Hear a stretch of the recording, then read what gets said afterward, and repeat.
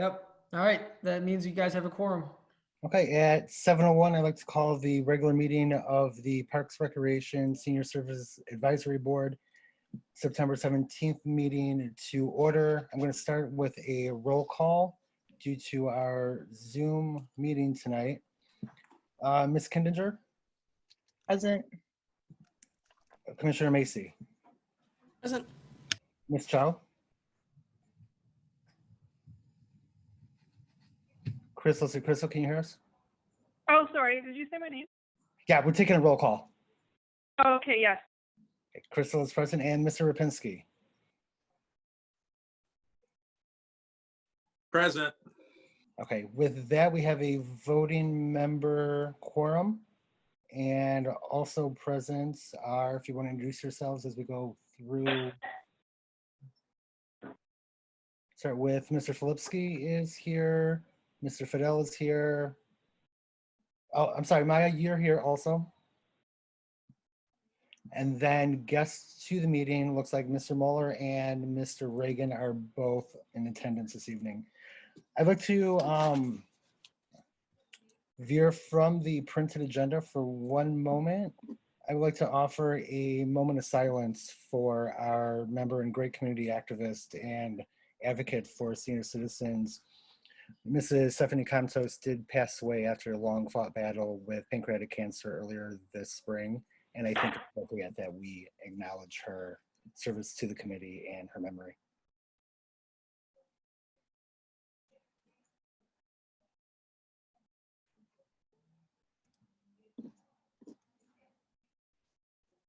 There you go. Thank you, everybody. Okay, moving on to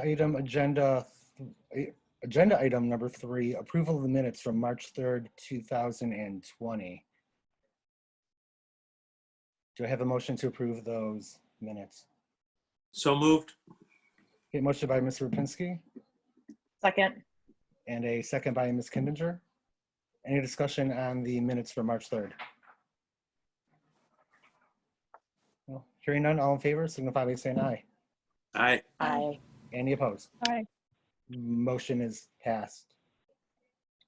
Moving on to item number 4 is our city commission comment. I'll turn this over to Commissioner Macy. Yeah, I'm kind of unsure where to start because it's been a long time since this committee has met and the world has changed radically in that period of time. So I was trying to think about what are the most relevant things to the work of this committee about what's been happening at City Commission. So I think you all know everything was shut down for some period of time. And even once we opened back up, the City Hall was not open to the public. Other than for reasons of voter registration where you could go and call at the door and someone would come out and help you for up until August and including through now when the administration has now moved to the new City Hall building.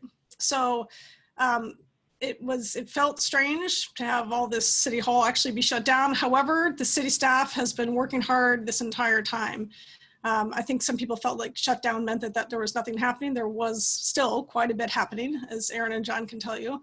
And we've moved forward with a lot of the projects that were going. There was a pause on construction. I think we're going to hear more about the results of that as we get going in this meeting.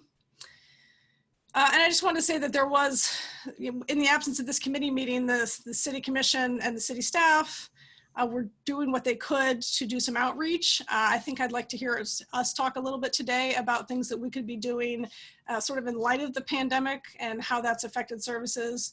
The city did put out a robocall to seniors, which led to quite a number of people calling into the city, requesting things, sometimes face masks, sometimes their lawn services weren't available. And so there were some police officers went out and would help out some seniors who were struggling even with lawn care. We coordinated a program you might have seen with some senior living facilities for children and others, whoever wanted to do drawings and well wishes, especially during the time when there was the lockdown, to sort of keep those connections going during that time. And then also when people would call into the city, we would connect them to resources for whatever they needed, including food. So there's food banks that are in our city and around our city. including open hands at St. John's on Saturday mornings. And our firefighters also organized a food drive, which led to quite an influx of seniors, particularly. And so as a result of that, they were also connected to the food pantries that are running regularly in the area, which I think was really great. So that's kind of how we were going. And I think DPS has been fairly operating as normal. I think maybe fewer complaints about rainy parks this year, even though there were people out at the parks. I think our rain wasn't as bad. And maybe other people had other things they were really worried about this year. We're moving forward on the golf netting. I think we'll hear a little bit more about that too. And I mean, I think everyone knows this, but the biggest and really sad news out of the City Commission is that Commissioner Kim Gibbs passed away last month, very suddenly and unexpectedly. And now the City Commission will be having to appoint a replacement for the remainder of Commissioner Gibbs' term, which was 1 more year. Applications for that are open right now. I believe they close Friday. And then we'll be reviewing them over the next week and discussing at our next City Commission a week from Monday. I think that's all I was gonna tell you about. Does anybody have any questions I can answer?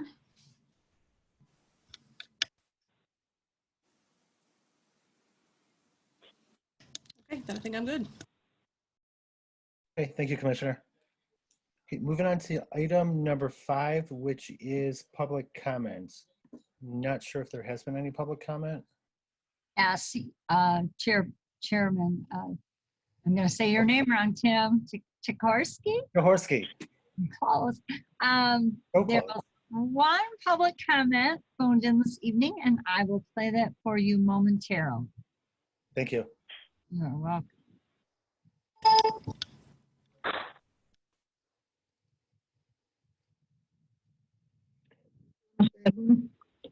I'm reiterating what I've stated to your board, as well as to the City Commission on numerous occasions. Royal Oak needs to improve communication to seniors. There are more than 13,000 people aged 60 and over in Royal Oak. No one could have predicted this pandemic where getting resource information to seniors was critical. However, the facts are the majority of seniors are not in the Facebook groups or on City Hall's Facebook page. Many seniors are not on the internet at all. Some seniors' only means of access was via the library and the senior center. As I recall, only about 100 people subscribe to the newsletter, and many of them are out of town. The quarterly magazines and monthly newsletters do not offer timely information. In the ARP program, our senior task force has been working on for the past 2.5 years, improving communication and addressing loneliness are commonly high on their priority lists.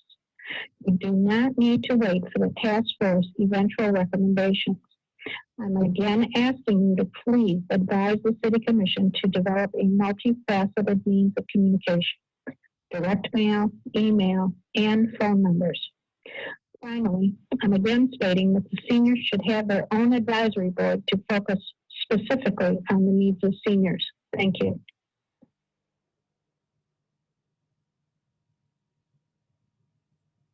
And that concludes your public comment this evening. Thank you. Yeah. Tim, I didn't catch the name of that. Was that Ms. Wagman? I believe so. I didn't hear the name either, but it did sound to me to be Ms. Wagner. And quite familiar. Yeah, got it.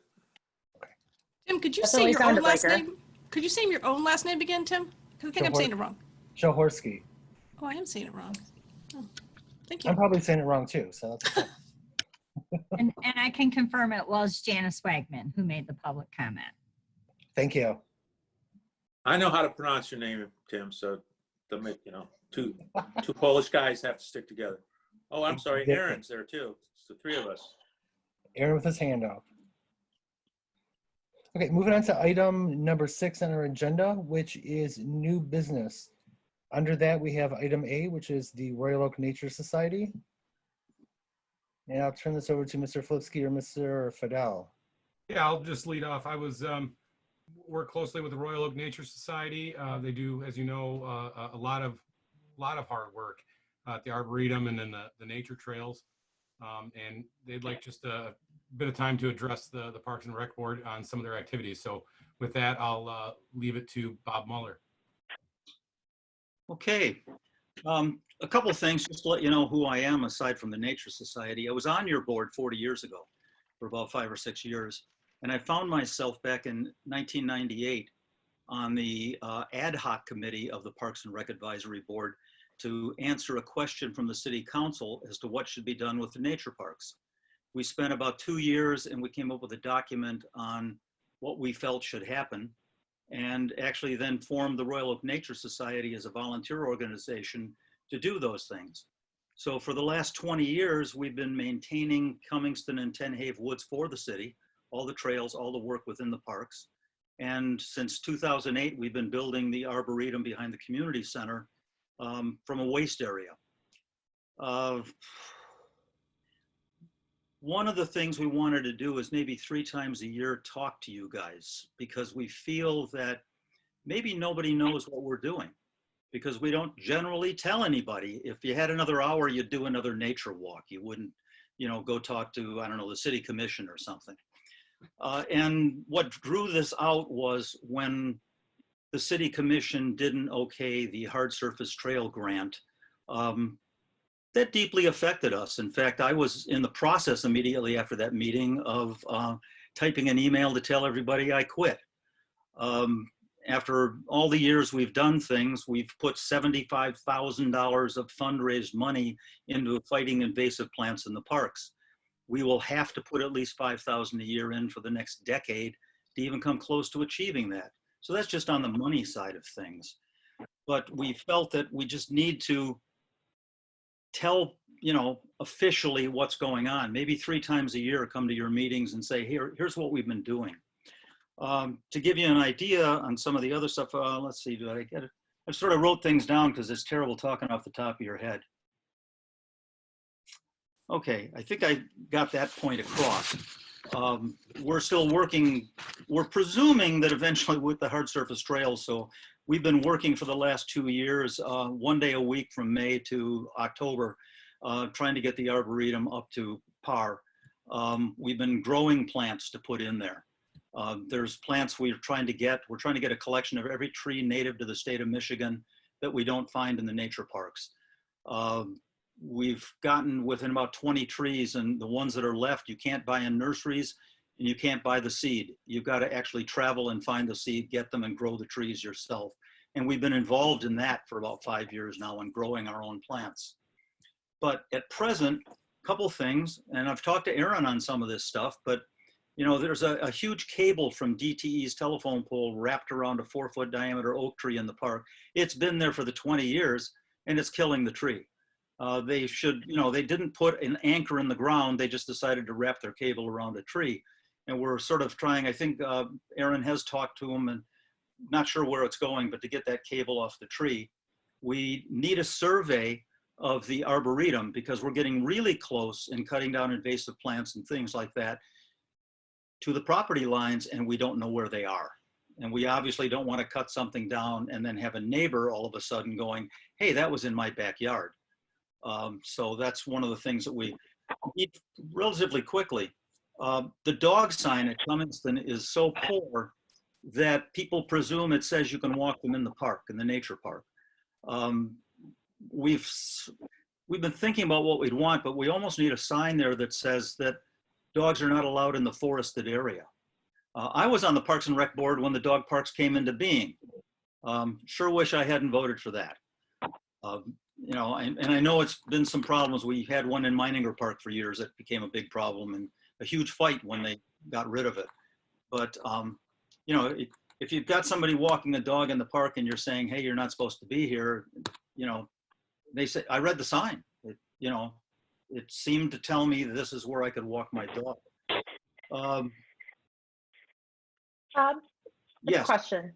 Yes. So you're opposed to the dog park? The Mark Twain dog park is impacting the nature center? No. There are still places. There are 5 parks, I think, in the city still where I believe outside of Tenhave on the Normandy side, you can take dogs off your leash and run them. There used to be signs. No. Well, okay, have you gotten rid of all of those? If we you can have, talk about it. I just want to make sure because I just want to understand why, like, how Mark Twain is impacting. oh, your Mark nature Twain center. is not at all, but I'm Okay. still thinking you've got 5 places that are considered dog parks, because Okay. then we need the sign taken away that just says there are no dogs allowed there, because there's a sign that states here's where you run your dogs. Okay. Okay. Got it. Well, Just want to make sure. and Thank that you. would be There should be if we signing that could says have- dogs must be on leashes. Yeah, and we don't even want dogs on leashes in the park because they eliminate ground nesting birds just from being on the trails. Okay. Thank you. I appreciate the clarification.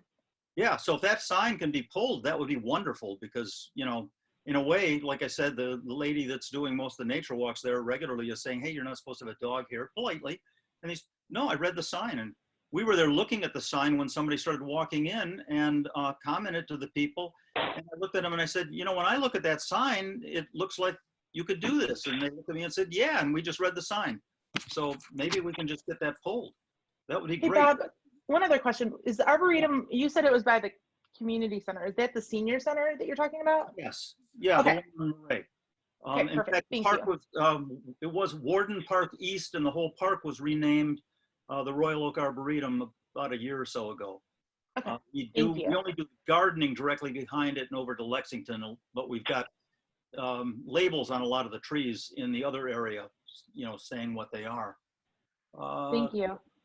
Possibly we should think about, I believe the fine for doing something in the park, you know, cutting a tree down or digging up plants or whatever, is something like a maximum of $500, and that law was passed in the 1950s, when that would have been a week's pay for a lot of guys. We realize, and we have seen some results of it, that there are occasionally people digging wildflowers. You could go into our parks right now and in 20 minutes be able to sell $1,000 worth of wildflowers. So here we've got a maximum fine of $500. We haven't seen a lot of this, but at some point, you know, people will figure it out. There are people that poach. You go to the farmer's market, you'll see a red trillium for sale for 30, 40 bucks. And we've got thousands in 10 years, for instance. But that's something that maybe should be thought about, is upgrading, if you're doing damage in the nature park, what the fine is. Since, like I said, I looked it up once, and I think it was 1954 that the rate was set. We are going to have some nature walks. Last nature walk was in February. We've done nothing with the public since then. We've got 4 dates for fall color walks in October, but unlike our normal walks where anybody could show up, and twice I've had 99 people show up for nature walks, this is going to be, you have to sign up for it, maximum 10 people. We will probably have more than one naturalist. So if we all of a sudden have 20 people that want to come, that's fine. We'll have 2 people and split into 2 groups. They will have to wear masks, and we will have to wear masks. Part of this is to see, will it work? We've never had signups. It's always been for 20 years, you know, whoever showed up can go. We're possibly going to have our speakers program done on Zoom. We might have our first Zoom speakers program October and see how that goes. So we're trying to get program back in, but I'll tell you, I'm definitely the guy that wore a mask everywhere and didn't go anywhere where people were. So I'm, you know, and I'm also the president of the Historical Society, and we've opened a museum. And so we had to there, because we're letting people into a building, you know, we had to come up with real criteria as to how many people could come in the door and what all the rules were. It'd be a little easier in the park. We figured 10 people in masks is certainly probably tougher than what the governor wants. Okay, do you guys have any questions of me? I do. So just to make sure I'm recapping kind of what your needs are, we need something done with a tree. I think is it DTE? DTE, yeah. Cable, is that right, Aaron? Or yeah, DTE, Bob? Okay.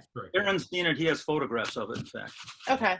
And then you need some kind of survey of the land done for the Arboretum. I can speak to that to say that we are in process of getting a quote as we speak from one of our engineering contractors. Okay. So I'll have more info on that. Okay. And then we need to talk through what's considered a dog park and what is not. I'll look and see what you've got, because I know there were Meininger, back when this happened 40 years ago, Meininger was one. I know outside Lockman of used to be Park, one. between the fence at Cummingston and the street was Okay. an area. The north side of Tenhaven, Quickstead Park, or the Normandy side, was an area where you could take your dogs off leash and, you know, let them run. And there were a couple others I don't remember. But Aaron? there have been rule signs on both nature parks since the 50s that said no domestic animals. So it actually, you were never supposed to have a dog. And we do have signs at both gates and on the fence at Cummingston saying, you know, no dogs allowed in the nature park. But the sign that's sitting there, you know, saying you can run your dog here, Okay. you know, leaves a lot to be desired. Sure. So, Aaron, can you speak to that? Like, what we only have, from what I understand, one off-leash dog park, and that is Mark Twain. Mm-hmm. We do get some confusion about this, and I can say that some folks that have been around for some times tend to believe that. Mostly actually with Meininger Park and also Lockman. Those seem to be the only two where I hear some of that confusion. So in terms of resolving that and removing signs, if that's what's necessary, that's simple enough to do, and our crews can do that relatively quickly. But I think that was still certainly something that should go through the board. And so I wasn't in a position to just choose to remove those signs without sort of the board's blessing. Okay, got it. So, and then the other thing was the fine for the wildflowers. Was that kind of your 4 or 5 things that you were looking? Well, it's actually for doing anything, you know, damage in the park, in the nature. Okay, got it. So if you cut a tree down, for instance, you know, the judge at this point could give you a maximum $500 fine. Okay. And if somebody cut a big tree down, I think all of us would agree that trees today would certainly cost more than $500. Yeah, But yeah, so we just sort of have a worry on that it maybe should be updated to present values. Okay, yeah, I just wanted to make sure I kind of got the things that you were looking for this board to discuss out there so that I understood. Okay. Does anybody else have anything? Those were I just want to make sure I understood the issues on the table. I just want to make a quick comment. Bob, as confidently saying that I'm the longest serving member of the Royal Oak Parks and Rec and Senior Advisory Board, going all the way back to about 2006 with 1 year off in between. And we have always appreciated your input, your involvement, your leadership in both Nature Society and Historical Society. I remember voting on some of the things we did with the Arboretum and other things. I am all in favor of increasing fines for people damaging, raiding, stealing from the protected areas. And but I think that would have to be done at the commission table, but we could certainly make a recommendation from this board that those fines be increased. I don't know what the proper level would be, but maybe a higher amount would deter some of these things from occurring. And it would be like up to $1,000 or up to $2,000, you know, whatever it takes. Yeah. Because I don't want to have your work go for naught and to have people that disregard the things that we've got going go unpunished. So if we need a motion or something, I'm all in favor of increasing the possible fines for damage to these protected areas to $1,000 to start and have it go to the commission table. Is it protected areas? Is that just the nature center, or is that all parks? Like, how does that want to be written? Because I can tell you that I know that there are trees, we cut trees at the dog park, not any of yours, Bob, like at Mark Twain, in our personal nature trails to help clear paths and things for them. So I guess I just want to make sure that, and that could be an exception that we go to Aaron and make sure that that's covered. I just want to make sure that I'm understanding what the boundaries are.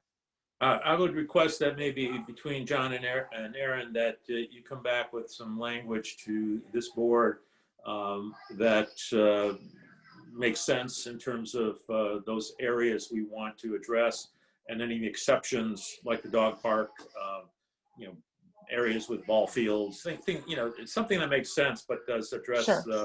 Mr. Muller's concerns. Is that possible, Aaron, John?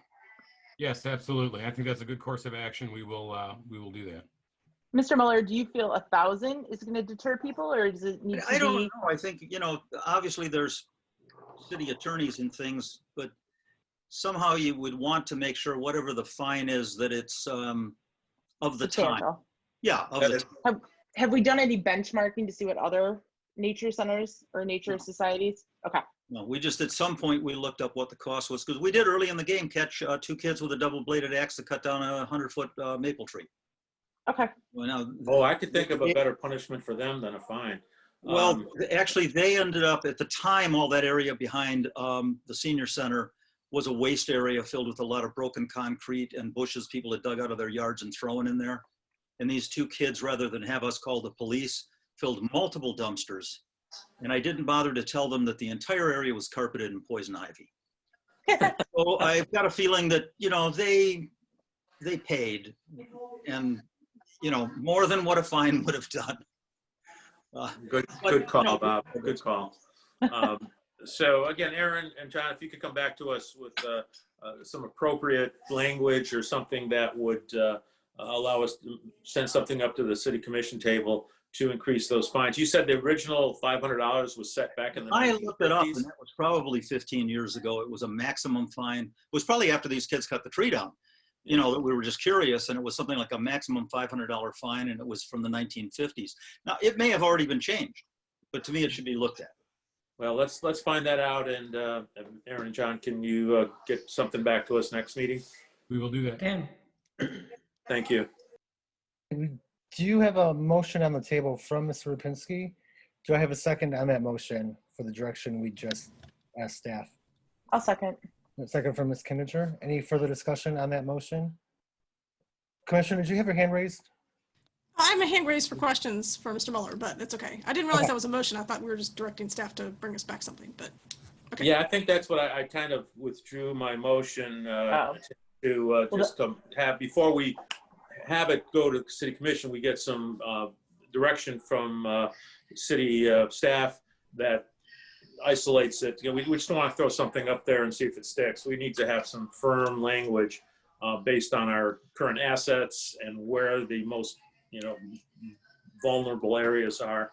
You know, and don't forget, we've got Normandy Oaks coming online, and we've got a significant protected area there that we want to make sure is incorporated. so for the minute wise, I just have Mike, you know, request staff to come back to board with language to vote on fines for the Nature Society. Yeah. Again, I'll withdraw my motion for today, and we'll bring it back to the next Parks and Rec meeting, that we can have something, you know, detailed and in a logical manner that can go to the commission table. Does that sound good to everybody? Yep. I'm withdrawing my second then. That was my next question. Thank you. Okay, other questions for Mr. Muller? Commissioner Macy? Yes. So I want to just thank Bob for his hard work. I've been through the Arboretum in Cummingston quite a bit recently. It's gorgeous. I mean, the Arboretum in particular, and we're going to get you those hard surface paths. I'm sorry we couldn't do it this time around. I get that was a huge disappointment. It wasn't in the budget for this year, and with all the uncertainty, but don't think that it's not going to happen. It will happen. Okay. I wanted to ask I thought I saw pictures recently online of a fall cleanup, and I know that there are regular like community cleanups, but I wasn't sure if that was you or somebody else. Did you do a recent cleanup? In Cummingston last weekend, there was only about 6-7 people show up. Most of them, I think, were the people that normally work in the parks, but and they've, you know, usually had these things, which of course, when you don't have the pandemic, you get 50, 60 people doing stuff. So, but we did clean up a lot of things and dragged a lot of things out of the park. And we've got a crew that works every Tuesday morning in the Arboretum at 8 o'clock gardening and trying to get it really into good shape. Where do you post those cleanups, Bob? Because I've never seen that. So where do you typically? Website. We've got a you know, it's amazing that I can log on to Zoom and do any of this, you know, but so I'm not the person who, you know, I never go on Facebook, etc. We do have a lady that, it's probably our Facebook account. We got a Facebook thing. We do have some, yeah, and I've never been on our Facebook thing. Yeah, we have them on our we had the cleanups posted on our Facebook account and the website. And don't we do it in one of the newsletters or something as well? You got it. Website, but for sure Facebook and our website. Yeah, that's Karen Blank is the president of the Royal Oak Nature Society. Okay. So yeah, so she can tell you exactly how or where. Yeah. But normally you have a good turnout. Yeah, normally we have 20, 30 people show up for our cleanups. We have various groups that sometimes volunteer too. We've had the Young Democrat Society come, and we've had multiple groups like that as well. Okay, great. Okay. Go ahead. So I also wanted to ask both Bob and Karen what they think. We had been talking about beehives, putting beehives perhaps in that arboretum area. And one thing I wanted to talk about today is I had kind of run by Aaron and John the idea of installing some in Stephanie Contoy's name and like maybe fundraising for that. So I want to get your take on that, like before we throw some beehives there. Well, Was that something you'd be open to? Well, I was a beekeeper keeping the hive in my backyard in southern Royal Oak for quite a few years. And we were approaching that ourselves. There's a gentleman, Rick Whiskey, that lives over sort of near the Star House that runs a bee business. And he has been in charge of the beehives at the University of Michigan Dearborn. And his group would certainly be willing to set one up in the Arboretum. We would probably put it, you know, in the middle of one of those areas, not right next to a trail. It's been suggested by some people that we elevate it because bees have a landing and takeoff pattern. And you can walk right up to a beehive and put your face right down there where they're coming in and out, as long as you're not in the pattern where they'd run into your face, and they don't care.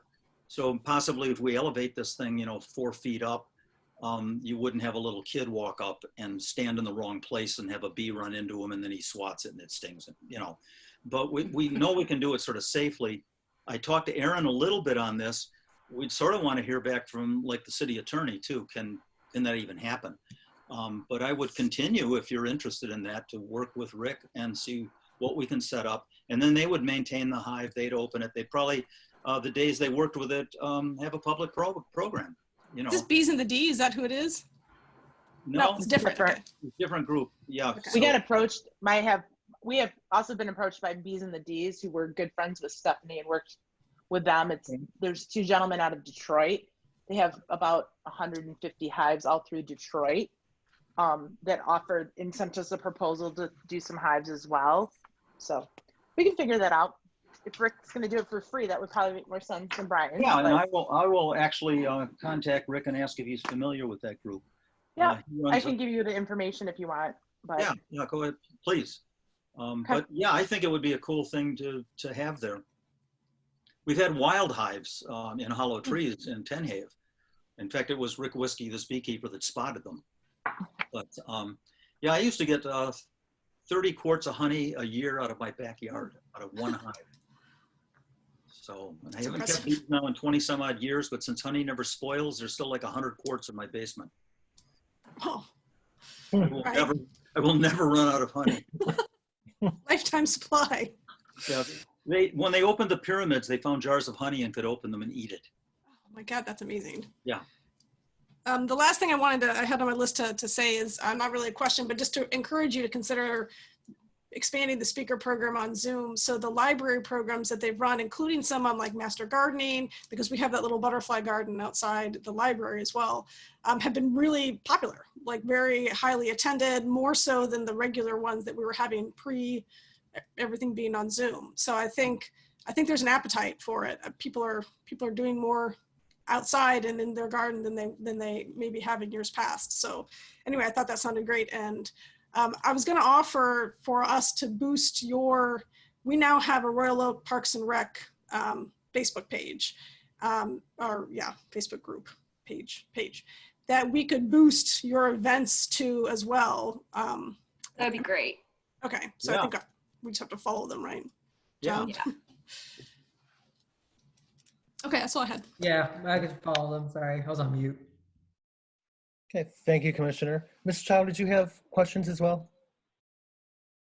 I thought I saw your hand raised.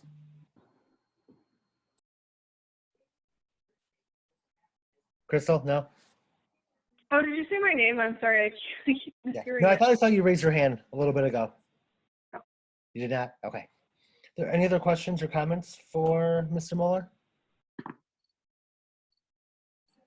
No? With that, we'll close that portion of our agenda. I can will, thank I Mr. Mueller. will probably request in about 2 or 3 months to, probably 3 months, to come back on to one of your meetings and just tell you what we've been doing and what's been going on. Yeah, absolutely. You're always welcome. You don't even have to wait 3 months. You Okay. consider yourself invited. Thank you. Thank you. And thank you for the work you're doing. Like I said, I was 6 years on the committee. I know what you were doing. It's really valuable for the parks.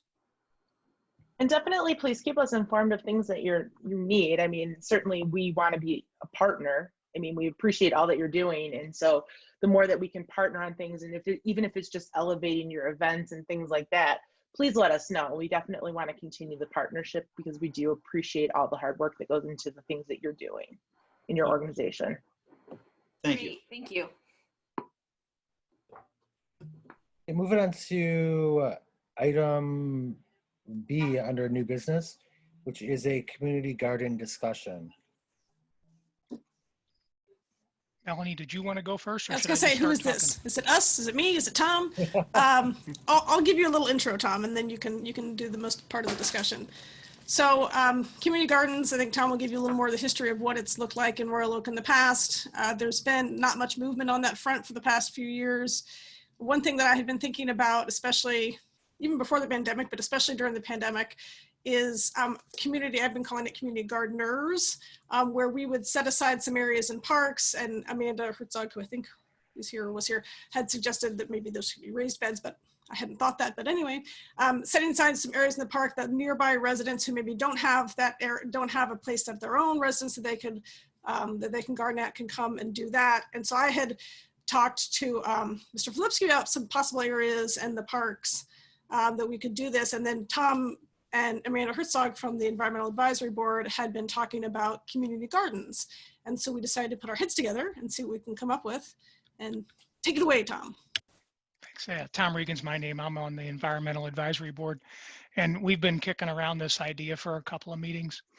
Royal Oak is great because it has a lot of trees, but all those trees make it really hard to grow anything in your backyard. So if you're interested in gardening, a lot of streets, you're not going to be able to grow anything because you're not going to get enough sun.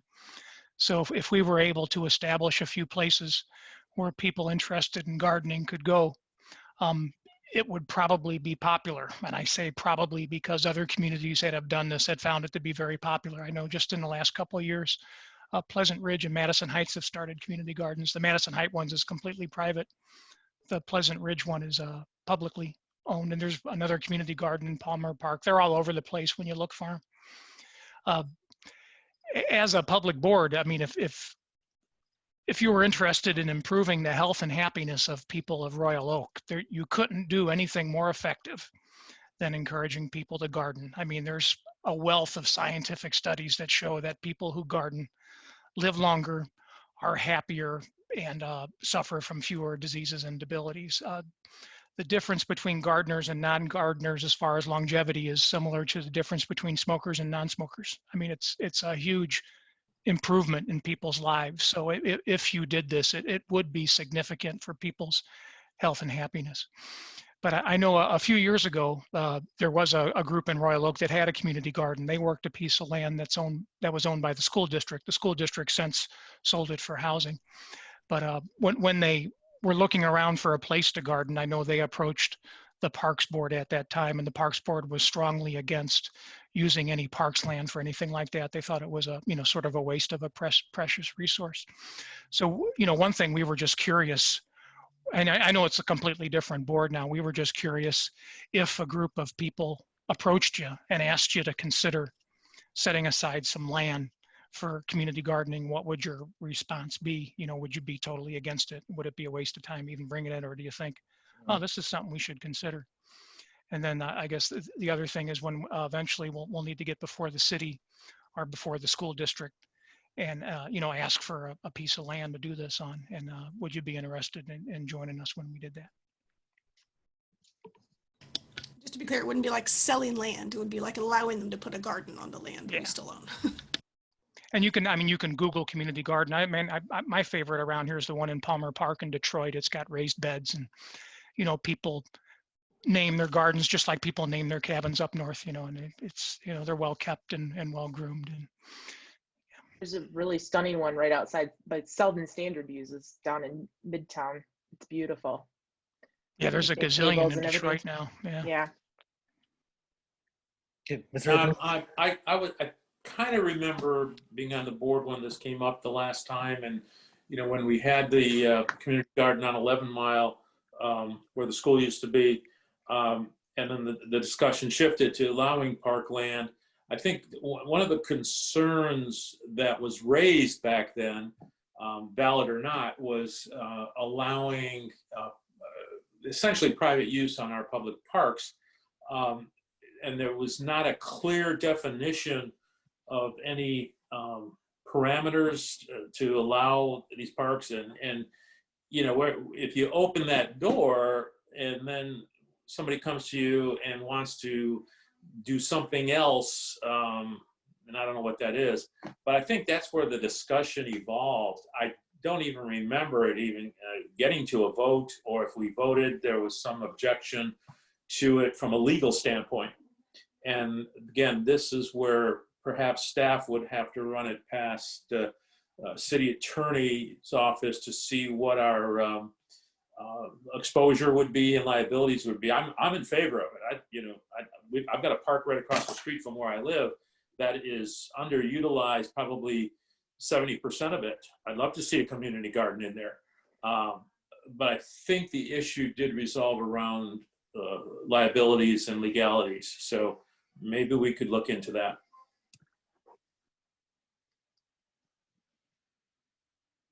Thank you. Do you have any other comments or questions? Hey Tom? Yep. How large of a plot are you typically looking for with these? I think it would vary. It depend on how many people were interested and where they wanted to go. It would be a bit opportunistic, because we were thinking our next step would be having some kind of public gathering and just seeing who's interested. On average, what would you say is a community garden? Oh heck, I mean, a plot could be 5 feet by 5 feet or 10 feet by 10 feet, and then wherever you had space. And again, you need sun and access to water, so that's going to restrict where they would be. But I think it would take people going out and saying, hey, here's a piece of land, there's a piece of land, and it's going to be in various places and parks. The school district's got a lot of land that would be excellent for it. Even private entities like Beaumont Hospital, you know, they've got that huge lawn that's not used for anything except growing grass. But I don't think there is an answer to what size plot you'd need. It could be small or larger, just depending on how many people are interested and how big the plot of available land is. But I imagine this would be a sort of checkerboard thing. You know, we'd have them here, there. You asked the question of the group, so would we be interested in entertaining it, right? Is that really what I guess you're trying to? I just when we have this public event, can we tell people, well, we talked to the Royal Oak Parks and Recreation Department and they're open to considering requests for community gardens?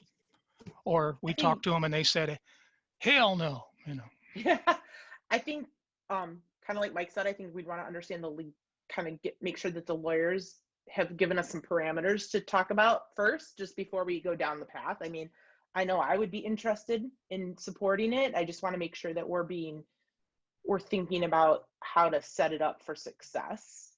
I guess it's what I'd want to say, of like making sure that we have people, that we put the boundaries in to make sure that people are abiding by the things that we need them to abide by, I guess. So that would be my input.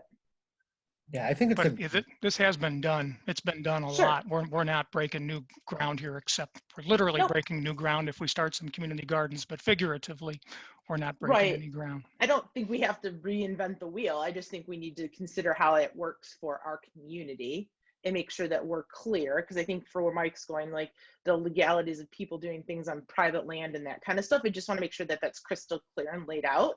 But I think let's definitely dig into it. I don't think that's a no. I think that's just a let's explore it and keep in mind the guardrails that we need to keep in to set it up again, and wanting you to be successful and wanting this program to be successful for the communities and for all of Parks and Rec as well. So it's a partnership.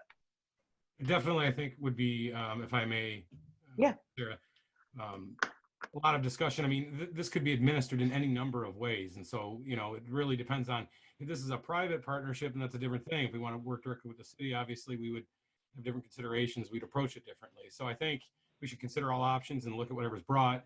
And then, you know, the bigger question in terms of legality is also, you know, how we would make these accessible if we were using parkland. I think one of the big concerns is that you can't use public things and make it exclusive. So you'd have to essentially open up access to this to everybody. And then obviously you would have to limit people. So you'd have to come up with a fair mechanism to either permit or not permit certain people to do it or limit it to a certain degree. So definitely, you know, there's a lot of conversation around that, and I look forward to having it. Tom, were those gardens in Madison Heights and Pleasant Ridge? You say Pleasant Ridge? Are those on public parklands? The one in So Pleasant public- Ridge is, the one in Madison Heights is just a private landowner turned his, he had a big stretch of grass basically and turned it over to him. Okay. Yeah, I think it's definitely worth us exploring and seeing exactly how Pleasant Ridge has approached it. So I think it's a great idea. Yeah, I'm in agreement with what Sarah and Aaron and Tim have to say. I think that if things need to be black and white, well, one, there's the question of insurance, what Mike brought up with liability, and if it fits within, I don't know, the city's insurance. But the other thing is what's already in place, and as long as we have it's very defined how it would move forward, and I don't think that there would be any reason that it couldn't succeed. I mean, it's done all through the city of Detroit for sure, as well as neighboring communities. Stat, we can be ready to bring back. We've already sort of started to dig in on this for some conversations that I had previous to this meeting. And so I'll bring the findings of that back to the next meeting of what other cities are doing, and also the answers to some of those questions of legality. Looking forward to it. Thank you. Okay, thank you. I will say, Tom, it does have to go through Planning Commission, I think. That may be where you hit more speed bumps than you will here. Okay, well, we're going to proceed. We're going to say we talked to the Parks Committee and the Environmental Advisory Board, and they're both agreeable. And we'll see who's interested and start coming up with some concrete ideas on where to put these things.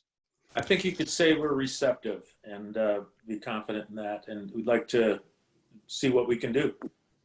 And I don't know if this is a thing, but if you like, this isn't exactly its own board, this community garden, but I've already been working with Tom and Amanda a little bit on this, and I'm happy to continue as sort of the liaison from Parks and Rec to the community garden initiative or whatever we're calling it. So happy to stay in the loop and help out however I can and make sure the Parks and Rec stays informed too. Perfect, thank you. Any other questions or comments on this item? No? All right, thank you, Tom. Thanks, Tim. Thanks, everybody. Thank you. Right, we're on to item C under new business. It's the Normandy Oaks update.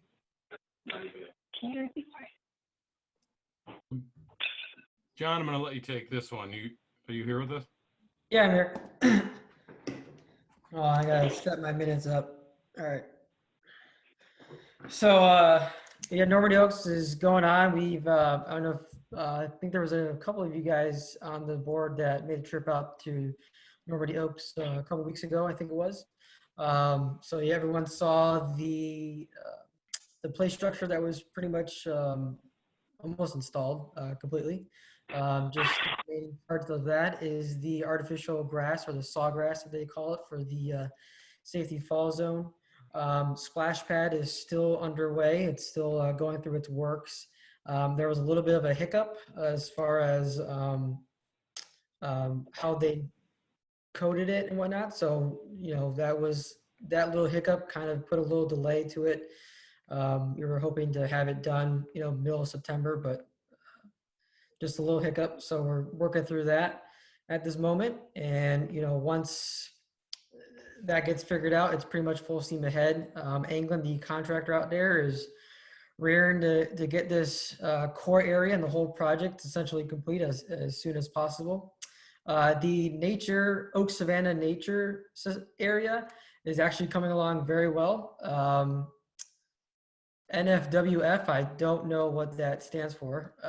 They're actually been going out there and they've been clearing the invasive species and getting the trails ready and getting ready for that Oak Savannah area to be planted with actual native species, trees, plants, a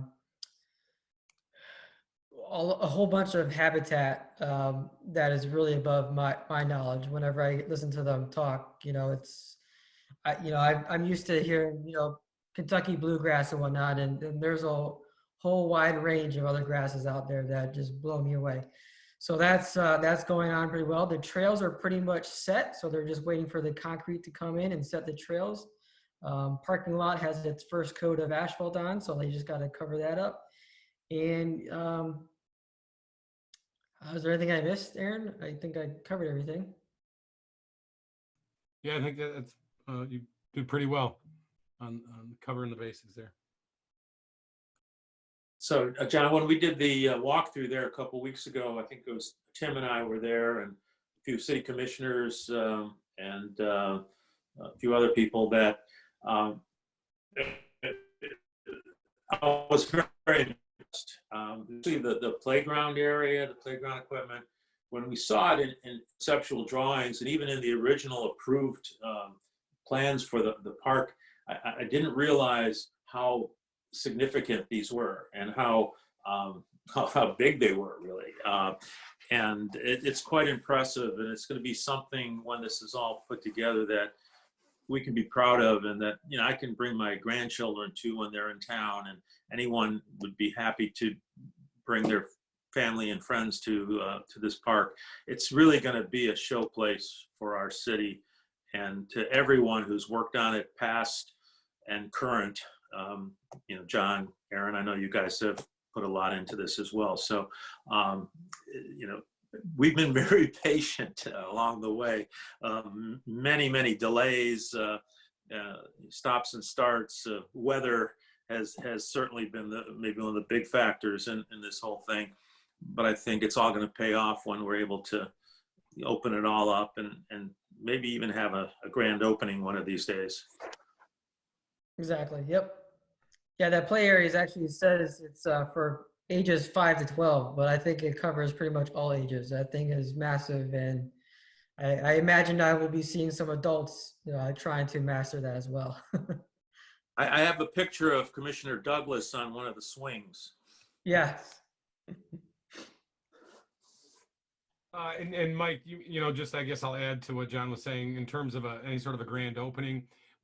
We're obviously not going to do a big celebration like maybe we had pictured at one point, but we do intend to have an event this fall in coordination with Oakland County. Obviously a very muted event, but we'll announce it and it'll be accessible to the public this fall. Perfect. Commissioner Macy?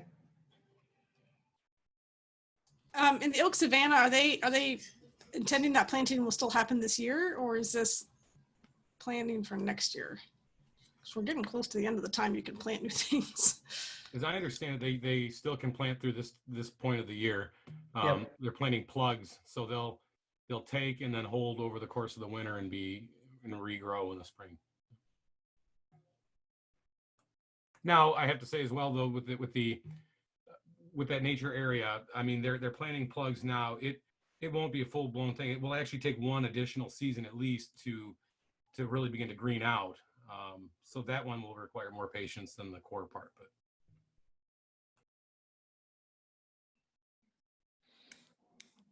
right. Any other questions or comments about Normandy Oaks? No? Seeing none, moving on to item D, which is the Normandy Oaks Pavilion rental rate. John, this will you? Yep. So kind of going in line with the park opening here, hopefully the next couple weeks or so, or by October, mid-October, whatnot. Our pavilions that we currently have right now, they are rented pretty much from April to November. And so we will have, I imagine, a lot of interest in groups, birthday parties, etc., wanting to rent that pavilion. So to be proactive and stay ahead of the game rather than come to you guys when the park is open, we're asking to vote on these new rates for the Normandy Oaks Pavilion. I believe everyone should have received a copy of it in the agendas. And I'll just go over it real briefly. Our newest pavilion and our most comparable pavilion that we would have to Normandy Oaks is our Memorial Park Pavilion. I will say our Normandy Oaks Pavilion, state-of-the-art and aesthetics is blows Memorial Park out of the water, but just for comparison rates, our weekend resident rates are $100 at Memorial Park and $125 for non-residents. And then our weekday resident rate is $75 and our weekday non-resident is $100. We rent our pavilions from 9 a.m. to 9 p.m. We don't double book. So essentially everyone who rents the pavilion can have access to it the entire day. For Normandy Oaks, we want to change that up a bit because we want that pavilion to be utilized more. So we are proposing a 2 rental time slot, a morning one from 10 a.m. to 2 p.m. and then an afternoon one from 3 p.m. to 7 p.m. This kind of also allows the general public to use the pavilion more and also allows us to rent it out more as well. In coming up with these numbers, we're proposing the weekday rates for residents to be $125 and then non-residents $175, and our weekend rates would be $150 and then non-residents $200, and that would be the rental rate for each time slot. Coming up with those numbers, I looked at surrounding pavilions in the area. A bunch of Oakland County parks have pavilions. Troy Recreation has a pavilion that's comparable to the Normandy Oaks, and their range is all within $150 to $250. So I think the rates that we're currently proposing are fair value for the surrounding communities, with Troy being the closest neighbor that we have, Catalpa Oaks, Aslan Oaks, and Groveland Oaks parks that are under the Oakland County eyes. Tim? I'm sorry, I was waving at Mrs. Rapinski. But I do have a question, actually. Do those other municipalities do a time frame, like a morning and an afternoon? Those other municipalities, they kind of follow the same platform that we have. They rent it from 9 a.m. to 9 p.m. or whatever their park hours are. Okay. John, do any of those other municipalities in these particular parks have the kind of amenities adjacent that we will have? I mean, because this is, to me, is a premium location in all of the area. Yes. So I believe it's Groveland or Catalpa. They have a lake next to their pavilion. As far as like having a water feature, that's probably the closest example in our Oakland County area. As far as the other parks go, they have really nice pavilion structures, but they won't have a state-of-the-art ropes course, playground, a new splash pad, pretty much collegiate state soccer fields and all the good stuff. So looking at all of these parks and the pavilions, you know, you can look at them and say, all right, well, this is kind of comparable. They don't have this, but we have that. They have this and we don't have that. So it's just a good number that we're pretty much sitting at here for a proposal.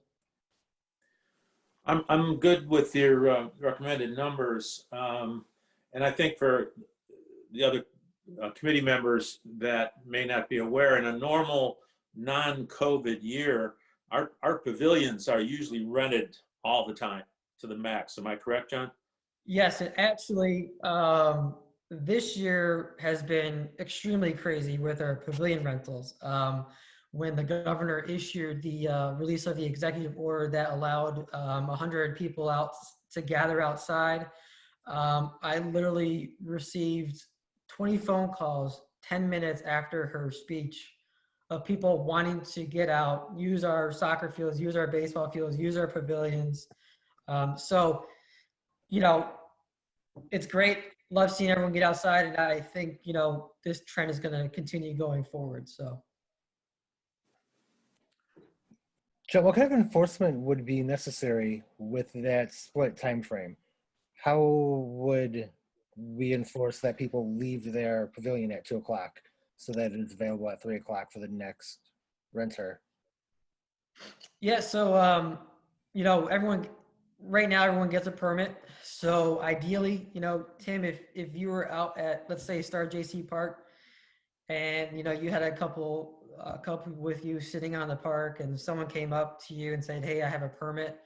You know, knock on wood, we haven't really received any issues with people showing off their permit saying they have rights to use that pavilion at that certain time. So I would follow the same guidelines. Okay. You know, we won't necessarily have an attendant out there, but everyone will get a permit.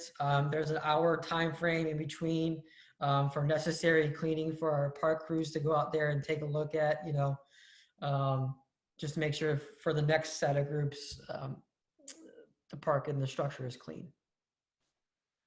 Okay, thank you.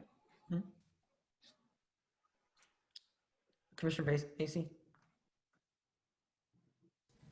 Yeah, I was wondering, and I don't have any knowledge of this, but I'm just wondering, are we allowed, given our relationship with this park in Oakland County, to charge a non-resident rate? Like, I'm not sure that we're not, but I'm not sure that we are either. Well, so Oakland County's money for the trails, the bridge, and the Oak Savannah.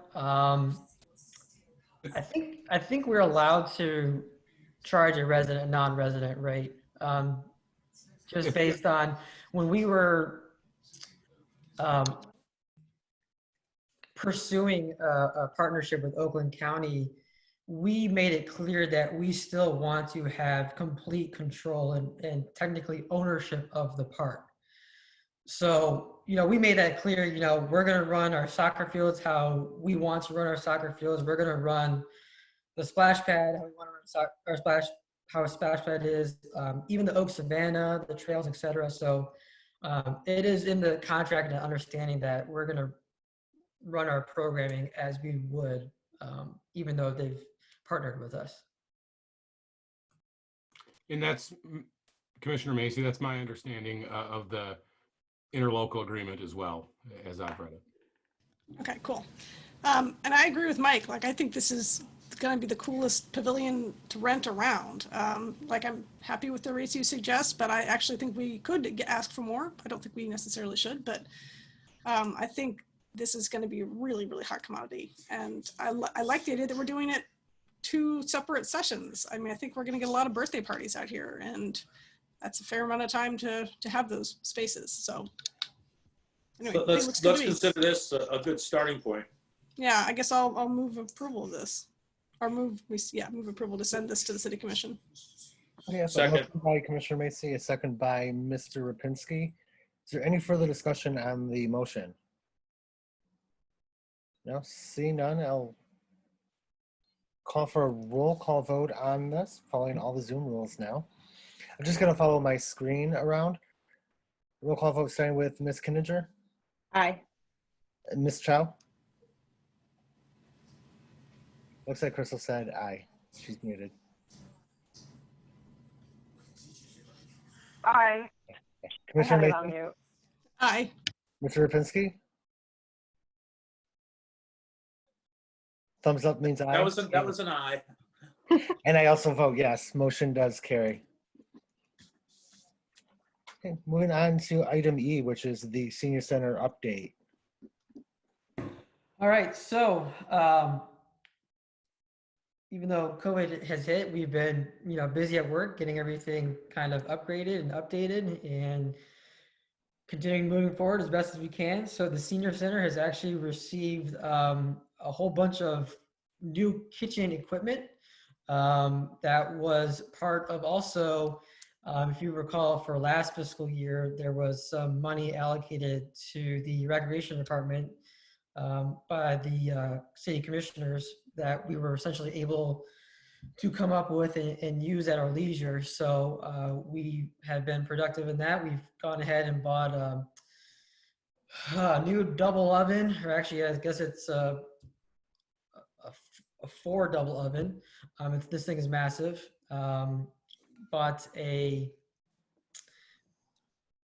what else did we buy? But we bought 3 other items as well.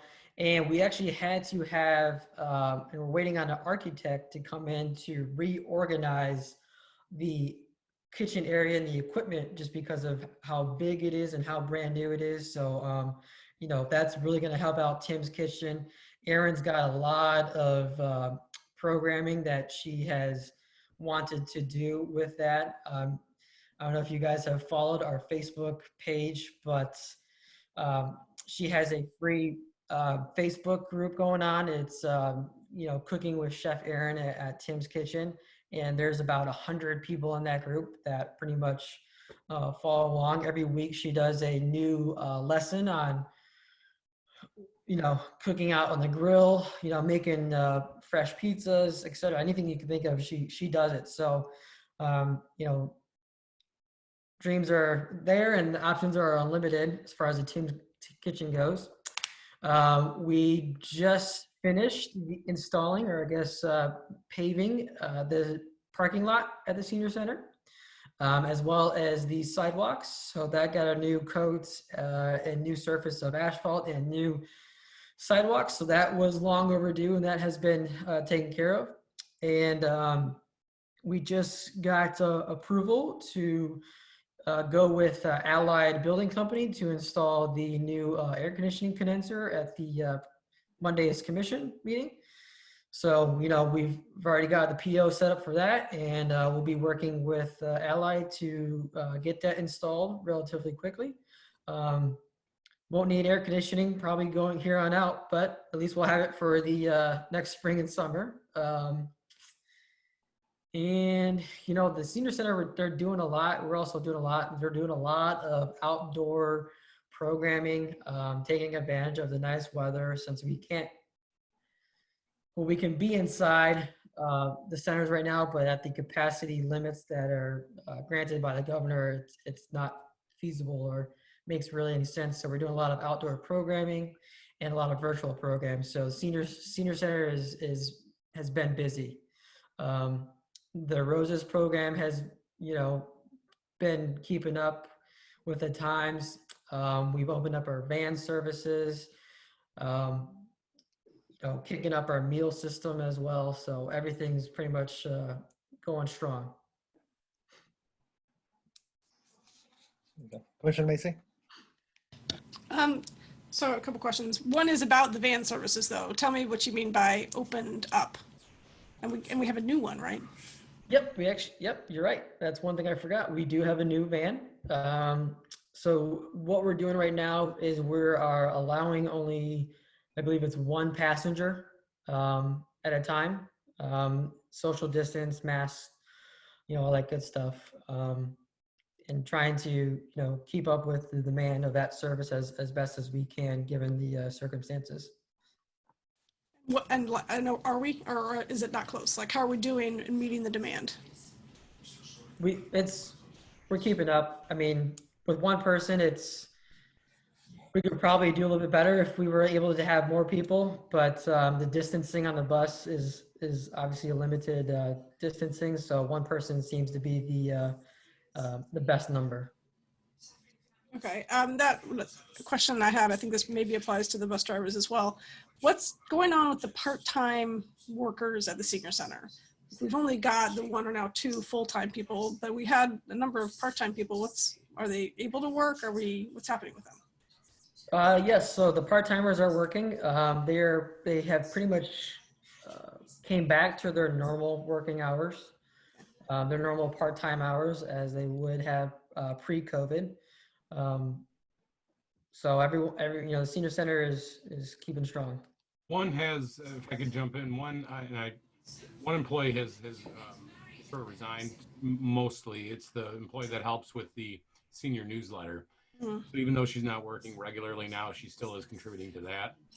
Eventually, that'll get changed over, but really, that's the only staffing change on the part-time side of things. And the center is opening back up. Yes. Yes, in a sort of stepwise fashion, as John mentioned. We're kind of right now we're doing these outside things at 20% capacity or 25% capacity, which for our building would be 20 people, believe it or not, because that includes staff. By the time you have to clean and do everything else, it's really not even economically feasible. It would end up costing the center more money to permit those folks to be in during that time. And we're kind of looking for the long-term stability of this. We don't think that's really that wise to move into that point now. So we are following it closely, and we've sort of set as our bar to begin more in-building programming is that 50% level. When we can allow 50% capacity, at that point it's feasible, and that's when we think it's probably a wise time to do that. Of course, we're going to keep our eye on the news and what's happening. Things change. I mean, we know what happens to the best laid plans in all of this mess. So we're prepared to be flexible, but yeah, we are eyeing to normalize and open up, but cautiously. Okay. And what are we hearing? Are we getting feedback from seniors who to the senior center? I mean, City Hall is getting some calls. What about the senior center? What are we hearing? In terms of calling the senior center about it not being open, or well, so anything like are they saying, hey, we need help with this? Is there something that we're getting a lot of questions about or concerns that we're missing from any of those calls? I'm trying to find out what the temperature is. Yeah, Paige has reported that they do call the center. The seniors do know that that's a good resource. So they call for all sorts of things. One thing in particular, I would say, but Paige would attest that, yes, they definitely know the senior center is a resource and will reach out for all sorts of things. Whether or not we can help them, we try to guide them in the right direction anyway. And then we do get a lot of calls inquiring about opening up. And you can tell that there's an itch. People want to get together and socialize again. And that was the most common way for folks to do that. So we're aware of that. We understand, and we're not, we'd like to get people back together as well. We also want to keep them safe. Yeah, I get that. I'm really hoping that as we get to colder weather and people can't meet outside, that we're going to be able to open up. I know it seems like those things are crossing in terms of likelihood, but I hope we can, because it seems like it's going to be very isolating this winter if we can't get together anywhere.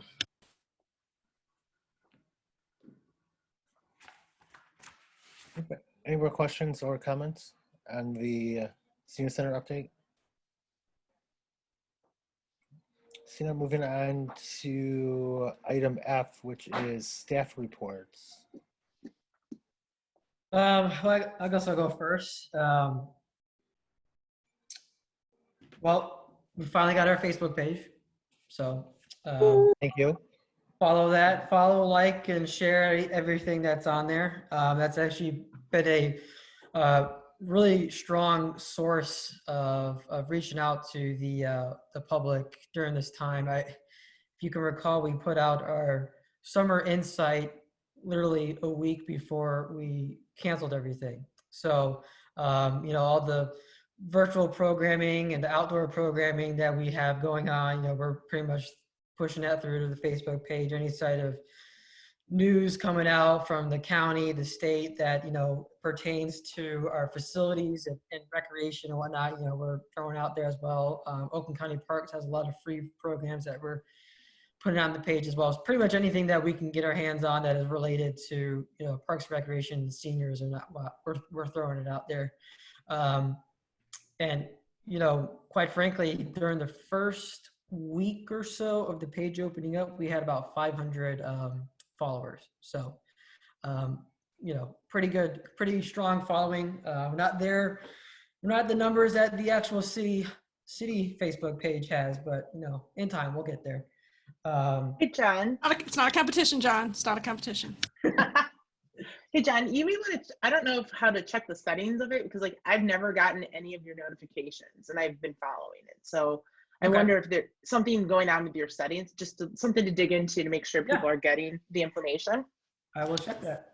I think it's also, Sarah, like people have to comment and like. So like if it doesn't show up as likely. So I always try to like it if I see it, but I don't see it all the time either. I feel the same. Okay. We will check into that.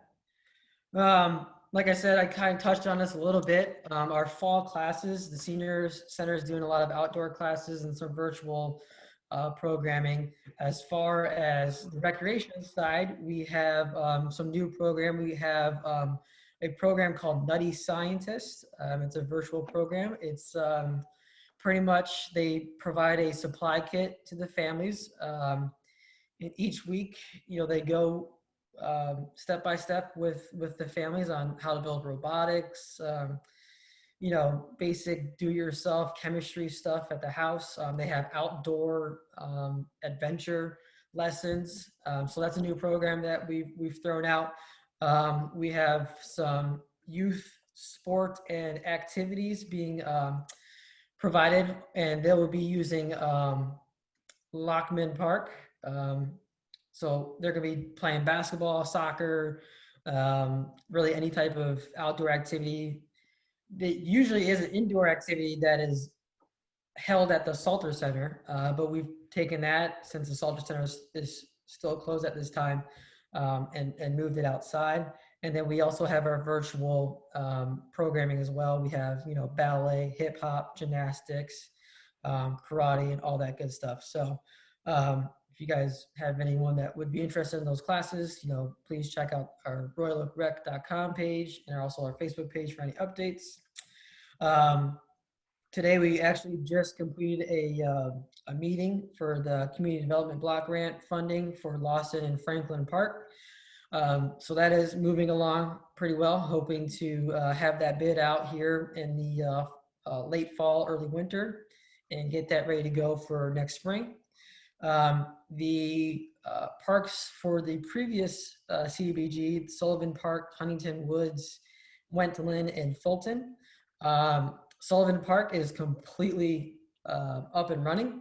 I'm not sure if you guys have had the chance to go out there and take a look at it, but that park has a lot of nice features to it. So actually a lot Where's Sullivan Park? I want to say it's on Greenfield, north of Normandy. Yep. Okay, thanks. But a lot of good features. We've actually got a lot of positive feedback from the neighbors there that actually love that park. Wentland, Fulton, and Huntington Woods are going to get new safety fall zone, this port-in-place rubber. So kind of similar to what the fitness equipment has. It's that type of fall zone. So that project is going on right now as we speak, and should wrap up here in the next week or so. Let's see here. What else do I have? There's a lot. I feel like, you know, even though we've been gone for a while, there's a lot. One thing that I did want to bring to the board as a discussion item was I was approached by a gentleman. They call him the skateboard attorney. And he had approached me in regards to putting in a skate park at one of our parks. Right now we have somewhat of a skate park at Memorial Park. It's actually just some skateboarding equipment that is pretty much put down at an old tennis court over at Memorial Park. So this skate park that he's approached me about would be something more similar along the lines that you see in Ferndale. I think that's like a um, 5,000 square foot, maybe even bigger, maybe 10,000 square foot type of skate park. So if that is of interest to you guys, I think I've found really only one spot where we could put it, given the size of the skate park. I know with skate parks, one of the concerns is the noise level. And given we have a lot of neighborhood parks, finding a good spot for it is a challenge. But if that's something that would be of interest, I can invite him to our next meeting, and he can talk a little bit more about the program that he's behind and so forth. And I think that's all I have. Go ahead, Mr. Commissioner Racing. I think I was going to say the same thing you were going to say. What park are you thinking of? I know exactly. Don't leave us in suspense. I know, you have like one spot, John. Cliffhanger Throw for it out next there. meeting. Tune in next month. So Oh, we have something to look forward to. Can't go home month. I mean, I can't give all away, right? So the park that I'm thinking of is actually Red Run Park. There's about 4 tennis courts there that are in need of repair, but that actual footprint that those tennis courts take up of is a large enough footprint to host a pretty significant size skate park. Grant Park was another one, but that whole grass area, soccer uses it, and it's also owned by the school. So there's a little bit more hoops and ropes to jump through for that one.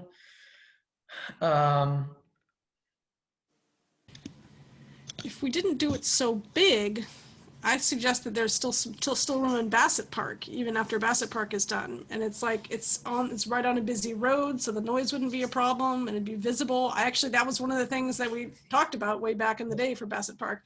Although the place I had thought of is now where all those trees are planted, but I still think there's room on the other side of Bassett Park, so. Yep, I was thinking about Bassett Park too. The other thing I was a little bit concerned about there was parking. So, if we were to do Bassett Park, find maybe a spot to have, like a 5 or 10 spot cut out of parking. So that way you're not, parking along the neighborhood road or, on Campbell. What age are these skaters? Can they drive? I mean, the park would essentially be, a universal park. So any ages would be able to access it. I'm not sure if I think you should put age restrictions. Like, you should not let 47-year-old women go to a skate park. That is liability for sure. Hey, John, what's the? I'm having a senior moment here. The park off of Campbell Road, north of 13 Mile. I know we used Exchange.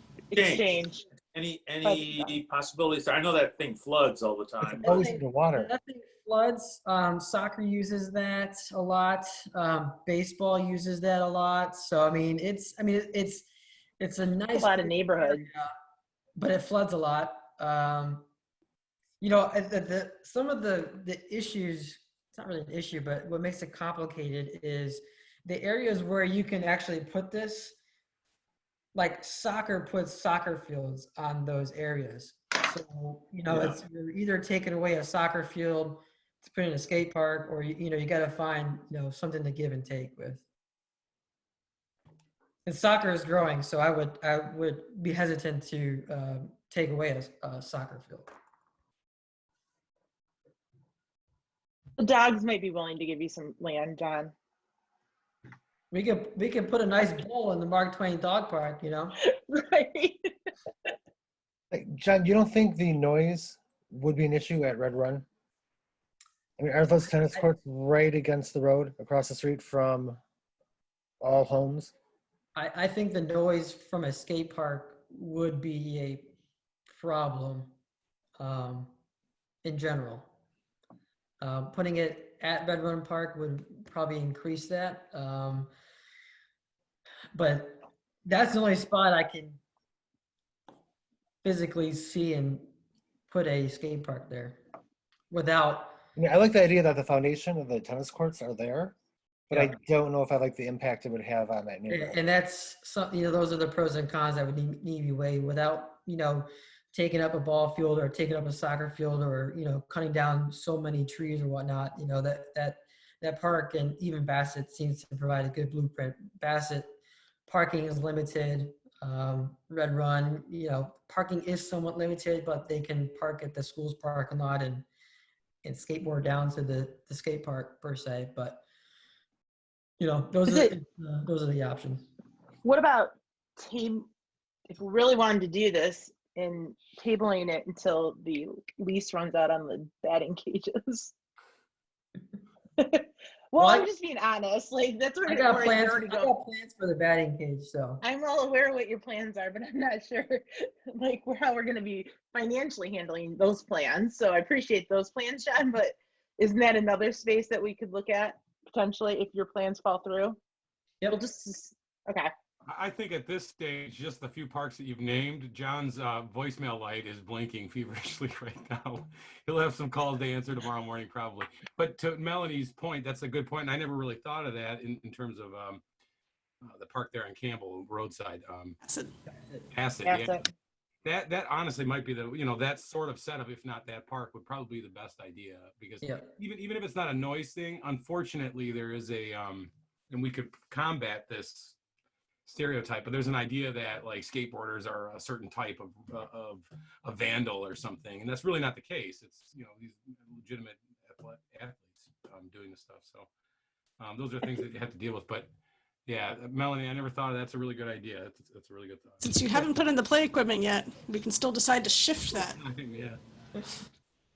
I think it's not something like I'd like to hear more about like what the benefits are and the pros and cons and understanding what it does for the community and like the people that would use it. Like it's not something I'm interested in, but I think as a member of a parks board, like let's hear what all the way, like just like the community gardens, I think we need to be open to different types of parks. And so I'd love to at least hear about it.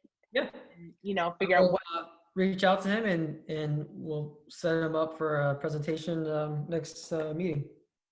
I mean, I'm just one voice on the board, so I guess I'd like to hear from the rest of the group, but that's my idea as well. Okay.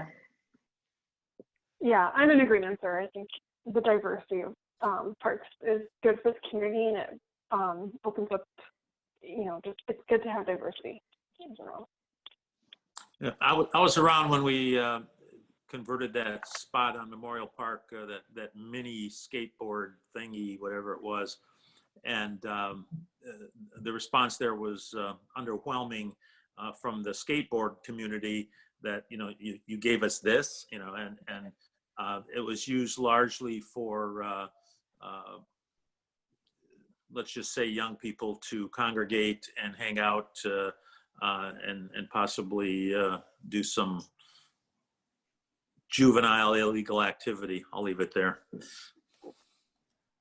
You can do that at any park. But that's actually, I think, a benefit of having it on Bassett is that it's visible. Like it's visible to everybody driving by. Yes. If there are any issues that we would anticipate, we can look at other parks. That's just one. I think it's like south of Pleasant Ridge, maybe in Ferndale or Royal Oak Township. There's like a skate park there. And if you contact the police department, see if they have more issues coming out of that area. Yep. I definitely love the idea of bringing more things for teens, and I know I'm not supposed to stereotype that it's teens, but it feels like it's largely teens to our parks. I feel like we don't cater to them as much as I'd like to.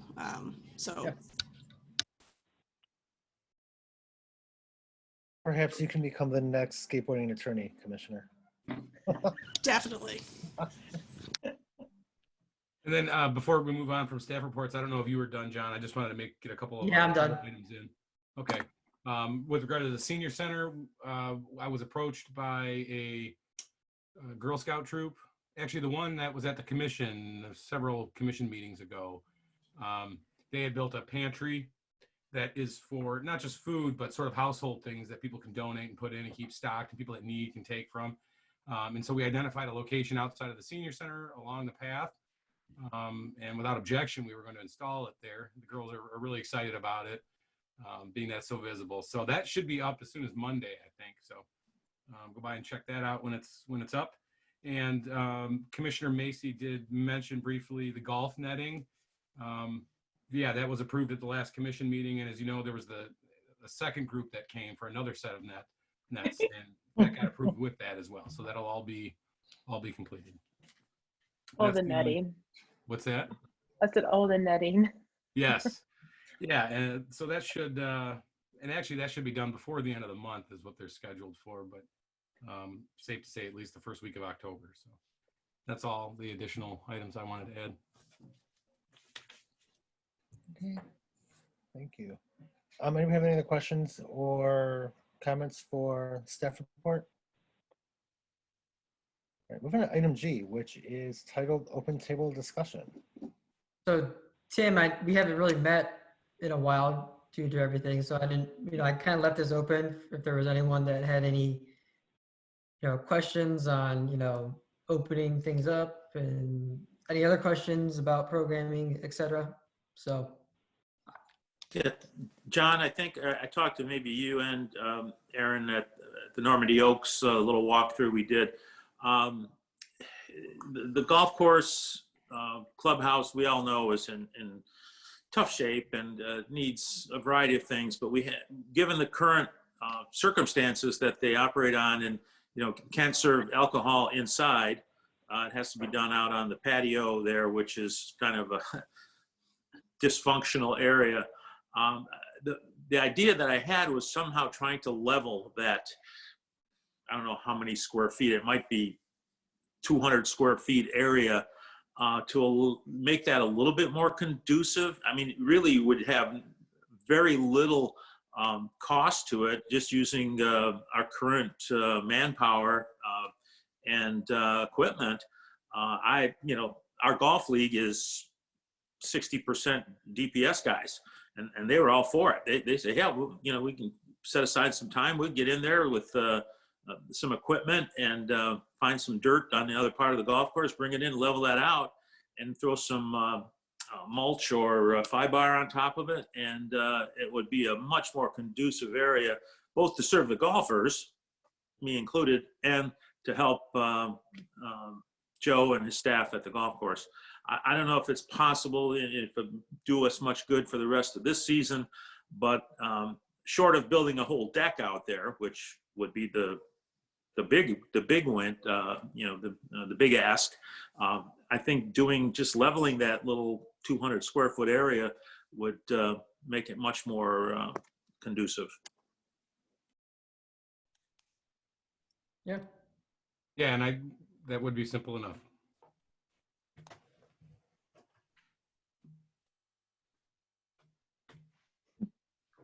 I love how Melanie's like. Did you call me? Yes. Yeah, okay. So I mentioned earlier, I'd like for us to talk a little bit. I didn't know what this part of the meeting was, but I thought it was going to be about sort of future planning for if pandemic gets worse again, for services that we can suggest or talk to Aaron and John about the feasibility of. So I had some ideas, and I'm really curious to hear other people's ideas. One thing that has been talked about is these welfare check calls for seniors. And back in March, I did contact chief of police about this, because in a lot of cities, it's the police who do this work. And you can, in Royal Oak, call the police and request, like a vulnerable citizen can, but it's not really a program like other cities have. And I think it would be and the chief agreed that that it would be overwhelming in terms of the numbers, in terms of like trying to reach every senior in town regularly. But I still think it would be nice to figure out a way to get that done. I think, like I said, I'm afraid the winter is going to be really isolating if we aren't able to get outside, and especially for seniors.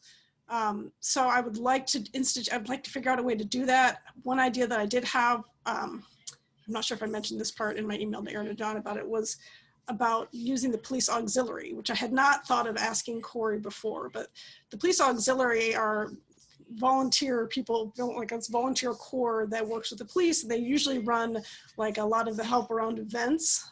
So they aren't actual officers, but they help the police auxiliary. And I wondered if we could get them to do some of this. Corey, the chief of police, had also talked about the library workers if they weren't able to get into the library, but now they are full force. They're doing a lot, actually. I don't know if you know about the curbside pickup, but it's going full steam. Or it's, so it's, I don't know if the senior centers employees. Anyway, I'm open to ideas, but I think that would be something that would be great for us to get instituted. And I also, like similar, like on the pandemic side of things, is grocery deliveries. So if we get to the stage again where everybody's getting grocery deliveries, I wonder if there's something we can organize to help seniors out with that, because there was a time, I think, I'm sure you all remember, at the beginning when it was impossible to even get on the schedule for those things. And so a lot of people have access to others who can go get it for them, or they worked around it, but I do worry that some people didn't have access to that, and that it would be nice if we provided it. So I think I'm curious to hear, I think I have 11 things on my list, but I'm curious to hear people's thoughts on that and on anything else that we can be doing. I kind of wish Nikki had been here tonight. I was hoping to pick her brain about this too.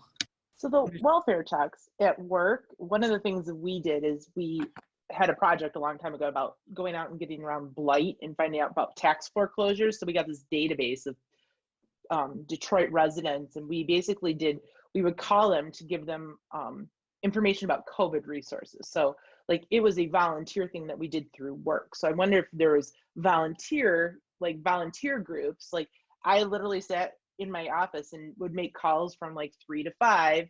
Just they had the database and they could just pull it through. And then we had like a script that we went through. We could send them city resources. We could text them from like our Google phone and stuff. So there was something like that. So I wonder if there's programs or volunteer groups that might be able to help as well, like that.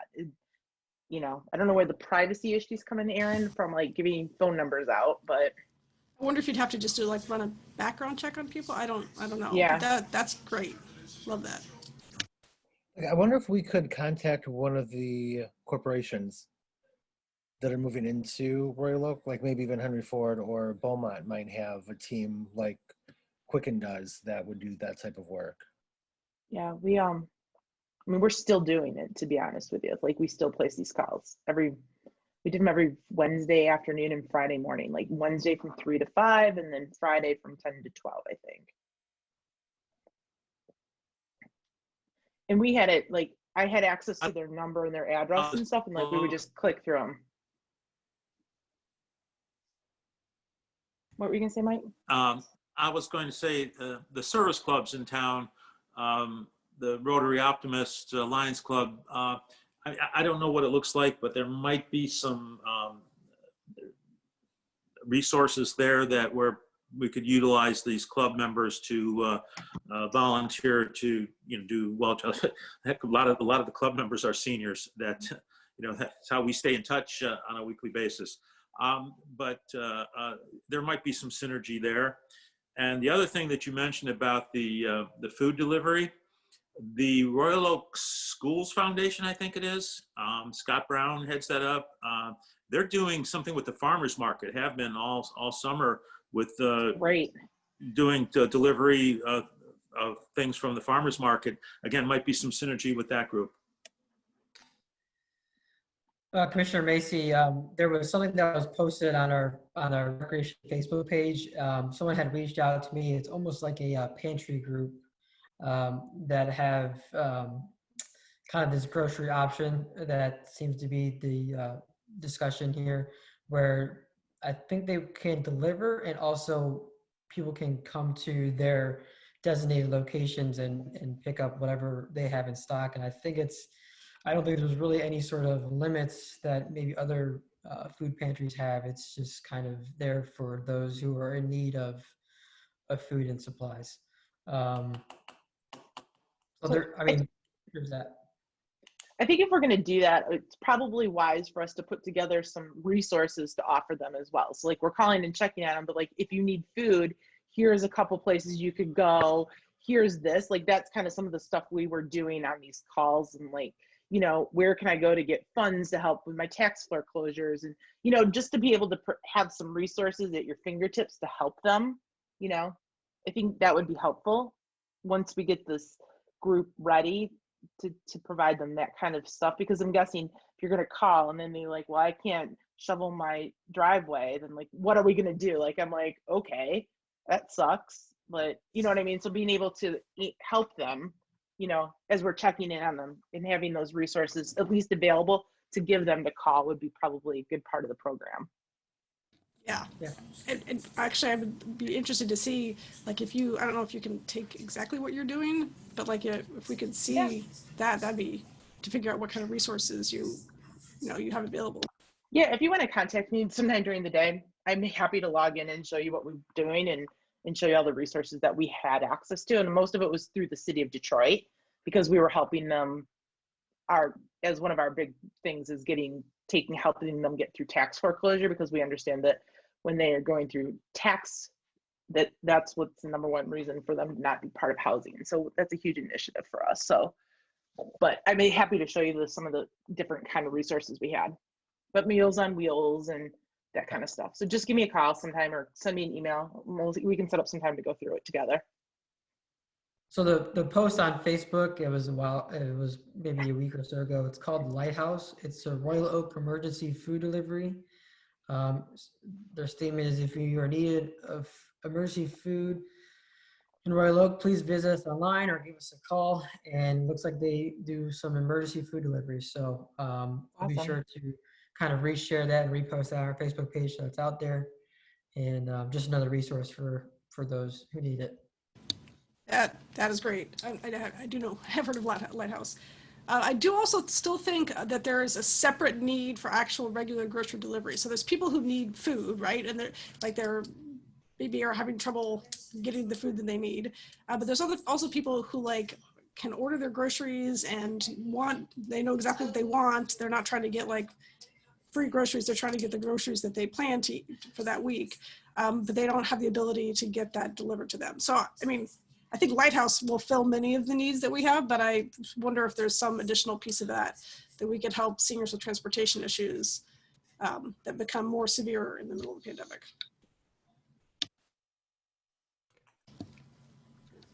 Okay, I got more. You want more? Hit us with your best shot. Say it? I said hit us. Okay. So this is also pandemic related and I guess I'm looking for someone to help with this. Is thinking about doing a senior pen pal program, like maybe with teens in the schools. So, I mean, I think we really need someone from the schools it just seems like everyone's so busy that I feel terrible reaching out and being like, hey, in the middle of all this, virtual schooling that you're doing, can you also help me plan this additional program? But I do think that would be something else. And it was kind of like the cards and letters that we did earlier, but more specifically like matching Royal Oak High School seniors up with a senior in Royal Oak, seniors with seniors. And I think it'd be part of like the English curriculum.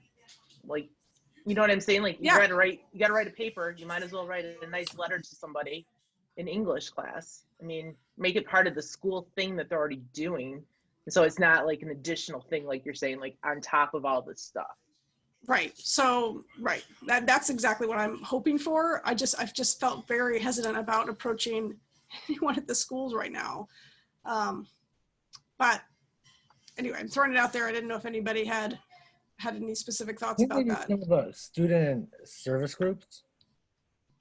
Impact. I'd be interested in something like, yeah, exactly like that. Not necessarily with the schools, but the Senior Center has partnered or as an ambassador of a program where people from all over the world will send these heartwarming cards, and they can be sent to seniors.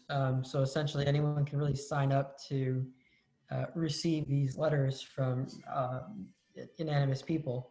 For instance, we posted a card on our Facebook page, and it's, "Hello from Cleveland, Ohio. This is a bundle of love." And it's enclosed in this little bundle package is a handwritten letter and a bunch of mementos and whatnot. So I mean, it's not partnered with the schools, but it is some sort of pen pal program. Yeah. Cool. I know at work we wrote cards to, I think, healthcare heroes and stuff, like all the frontline workers, like we could do well wishes as part of our volunteer opportunities. You We've had a actually lot work of, at work? yeah, we have a lot of virtual opportunities.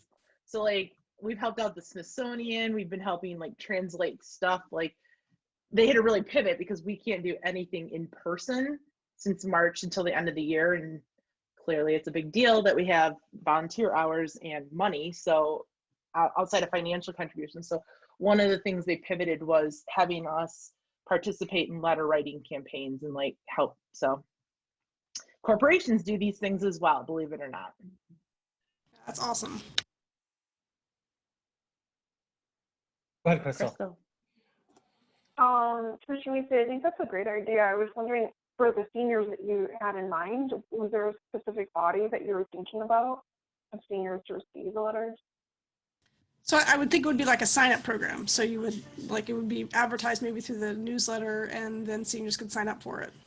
I mean, alternatively, we could just, you know, we could do what we did with the drawings, which is people could just submit letters that weren't to any one particular person, and then we could distribute them to people, you know, to seniors in the city.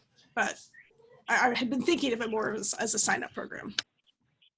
Okay, but it would be initiated by the schools. I would encourage you to go for it, because I think that everybody is dealing with the situation where they have to pivot with the pandemic, and I think teachers would welcome, you know, something injecting that into their curriculum, their writing class or whatnot.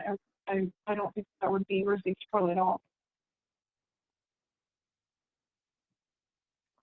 I think people are really looking for ways to give back as well. Like I know that like we've had a huge, lots going on around giving back. Like we just had a whole month of where they'd match funds. I mean, we raised like $1.7 million to charities all over the country, because like people are just, I think we're not going out as much and we're not buying coffees and all that kind of stuff. So there's more money, and like feeling like you're making an impact is really important right now for a lot of people. Yes, I'm seeing the exact same thing. And on that note, another one of my thoughts was not senior related, but about a fall cleanup. Like I know we normally have a fall cleanup. Any thoughts about trying that this year? Yes, we'll do it. We were sort of unsure whether or not we'd be able to organize that back. But it's really quite simple. Just tell us you want to clean the park and we get you the stuff. So it's a matter of getting the word out. And so starting next week, actually, I'll work with Judy Davids on getting some information out about that. But it's definitely a great help, and our parks could use it for sure.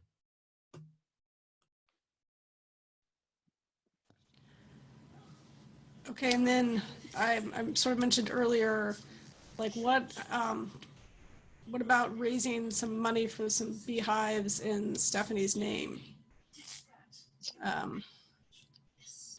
Which is a really great idea, Melanie. I thought of putting her name, memorial plaque on a bench or something at Elks Park, because she lived right across the street. But I think the beehives, because she loved that idea too, is a really great idea. Brian and Brian already reached out to me. If we decided to use Bees from Jesus, they would participate and wanted to do that. They worked with her a lot. So they've already made the offer of like putting their in her name and things like that. They'd take care of the plaque and all of that kind of stuff. So they did reach out to me after they found she passed away. Okay. And so can someone remind me what the cost was? It's like $2,500, I think. Okay. So do we do a GoFundMe? I've never done this before. Do we, or we could have the city do it? I don't know. Sorry, Aaron. GoFundMe for what particular portion are you talking about? For the beehive? Yeah. Well, yeah, I mean that's a possibility, but as I understand what the connection that we had made in this meeting tonight, there's the possibility that we could do it at no cost, correct? Yeah. That's just not through Bees and the D, but it's the same, you know, we'd still have somebody tending to it. And was it clear that there was going to be free? I mean, he like lives and works in Royal Oak, but I wasn't clear that he was going to provide his services for free. I was under the impression that it was when I talked to Bob about it, just real briefly previously, mainly because it's an issue for the guy. He's got to find a home for it. Like he's running out of room for it. So he needs, if he has an interest in foisting this on somebody that wants it. So I'll double check that, but I think that's the case. Okay, new idea. How about we do 2 sets of beehives? One at the Arboretum and one at Normandy Oaks, which is right across from where Stephanie lived in the Oak Savannah. They need bees there too, right? Yes. Yes. Perfect. All right. Just We'll use everybody. We need all the bees. Bees everywhere. Bees take over Royal Oak. Think how well pollinated we will be. We will be so well pollinated. Okay, so Erin, do we need to do anything about that? So if and actually, Tim, I really like the idea of a bench too with a plaque right at Elks or Normandy, like right across from her. I think that would be nice. I mean, from Mark now. So what do we do? Which question was that, me? Yeah, what do we do now, Erin? Tell us. Well, you approached me with some more detail on it, I suppose. If we working behind the, kind of behind the scenes with these other parties, and when you guys agree kind of on how you would like to take shape, I mean, approach me with it, and I'll find a way that we can deploy our resources to implement it. But generally, I think this also would have to then go before the city commission potentially. I don't know. I think this could be made at this level. I don't think it needs to go to the commission. I mean, there's a guy that's contacted me, and I thought I had to go through the planning department because he wanted to relocate a beehive. So I thought it had something to do with code, but I mean, it could be something as easy as, yeah, I got a spot for you type of thing. That's what I think at this stage. I mean, I think this board would be the advisory portion to that. I guess on behalf of the residents to advise on that. And so long as we had this blessing here, we'd be okay with that. And we have people essentially donate trees in memory of. So that doesn't get a commission approval. So I think if we can just, Aaron and I, we can narrow down where these bees are coming from and find a spot and then go from there. We have benches at the dog park that people that have passed or their dogs, they donate them. I've actually thought it would be really cool to have at the dog park, and maybe this is crazy, but like a wall, where people can put like little dog bone things with their dogs' names on it. Were you the one who told me about this? Someone told me that another park has it. You were the one. Sorry. I'm sure they want that. Right now, they'd like the gate to work. Sorry to interrupt, but since we're at open table, this reminds me there's the dog park items to talk about. There, the dog park group of Friends of the Dog Park, or I forget what the name is.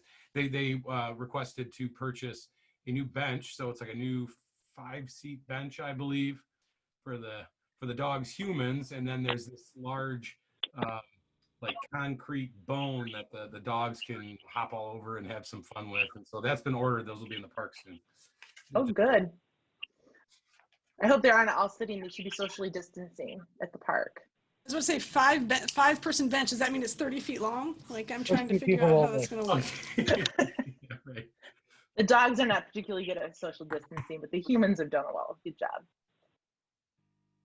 Actually, just so you know, Aaron, I think Hazel Park or one of the other parks, like the city commissioner, the parks and rec director, and somebody else stopped by, and I gave them a huge walkthrough through our park. They might have reached out to you, I don't know, but they were very interested in creating a dog park in their city, and were really impressed with the dog park, like all the work that you've done there. So just kudos to the team.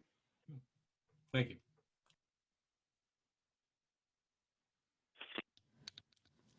Okay, I'm ready for my next random ones. Yes. I think we have to meet more than once every 6 months. I know, right? Melanie gets way too much time at home to think of ideas. So then we're just like, here, I haven't talked to you in so long. I'm just gonna word vomit. Just to let you know, my bedtime. Uh-oh. I have to go to a party, so. Okay, I'll be fast. Look, I can talk really, really fast. All right. So, Aaron and John, I had sent this in that email to you. What about, is there a way to make the pavilions more renter friendly even in the winter? Like, what about renting those heating things? I'm just, again, worried about the pandemic when people don't have anywhere to gather. Is that crazy? Possible? Anything's possible, Commissioner Macy. I think we could do that. There, like anything else, would have to run through the process of review, because I you know, immediately when you're talking about propane heaters under those things, you know, and not being, I guess, supervised by the city, there's always that liability issue, right? But not impossible at all. So Most of those pavilions are wood, so. But and that I'm sure there's a safe way to do that because you do see those things in pavilions. So no, not at all. And so as long as there's interest that people would want to rent it, it could be done. Yes, I guess we'd want to gauge that interest first, and we can do that. John, I mean, what's your thought? There's two reasons why we kind of shut down in November. One, our water department goes through and winterizes all the bathroom piping and whatnot. So that's one reason. And two, closer to like the end of October, we see a significant drop in rentals of the pavilion. Now that is pre-COVID and on a normal circumstance. So I don't have the answer as to whether or not more people are going to be wanting to go out there. So maybe we can arrange for like socially distant bonfires or something. Big fires, community bonfires. Have it on a splash pad. There's already water built in there. There you go.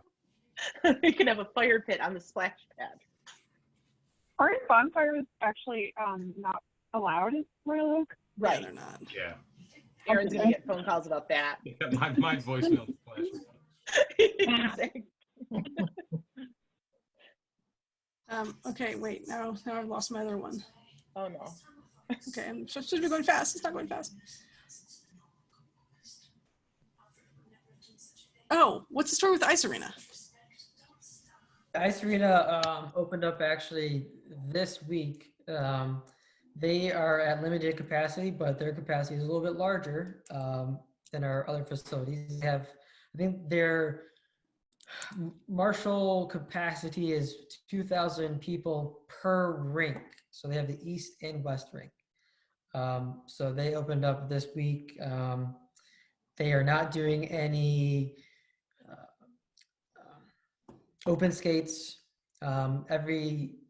Every person that wants to utilize the ice has to rent it. That's how they are able to kind of have a grasp on the schedule and have a grasp on the amount of people that are going to be in the facility. You know, we worked on a whole COVID sheet. Everyone's getting temperature checked. Everyone has to wear masks. Even the skaters, they have to wear masks. The only people that don't have to wear masks just because they're more socially distant are any type of figure skaters that rent the ice. But yeah, I mean, they're up and they're running. They're not at full capacity, but they're at, like the 25% capacity. So yesterday, actually, I was over there late at night, and they had a high school league had rented ice time, so they were using that. And everything got installed for them? Like, everything, didn't we have some things we were installing over this summer? Yeah, the roof is being installed right now. Okay. My last question, it may be really long or maybe really short. It's, so right now, like the parks are all resting. I mean, there's a lot, okay, Mike, short. So I know there's a lot of people using the parks, but the sports are way down. Like soccer's not using the really as much, and baseball's been off, and then the senior center's been closed. The ice arena's been closed, even though it's open now again. Are there things that we've been putting off that would be financially smart or really good for the community for us to be doing in this time when, like, we almost have a break from our normal activities? See, it's really broad. That's why it might be long, but they might just say no, and then it could be short. Well, soccer's starting up. They actually started up actually they're gonna start up Saturday, the 19th. I'm excited. I'll be there Saturday, 10:45. Yep. And, contrary to not using as many fields, they're actually using the same amount of fields that they would have normally used. However, they're using more city fields because the schools did not give them permission to use their fields. So why didn't they? Do we know? Probably something to do with liability and I don't know, the whole executive order that she just brought out with organized sports and high schools. I know the athletic directors are all going crazy and trying to figure something out. So I don't know the details, but I know they requested a few more fields from the city that they normally would have on a normal course. There's one thing that, that's something that we can work on would be, I don't know if it's, technically saving money because we're going to be trying to spend money to get most of our like ball fields, get some new clay to them. But this would be like a great time to do it since, it's downtime and nobody's really using them.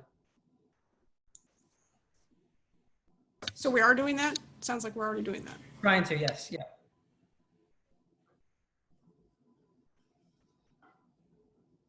And anything else? I mean, we had briefly talked about doing some kind of a space study at the senior center. I don't know. I don't know if now is the time to make. I mean, the other things too is we're refilling some the fall zones, the 5-hour fall zones in some of our playgrounds. We've already done 3 of them. We've done Meininger, Marks, and Optimus. So I mean, just simple things like that can be done. They're not necessarily cost saving, but they're ways that we can improve the parks.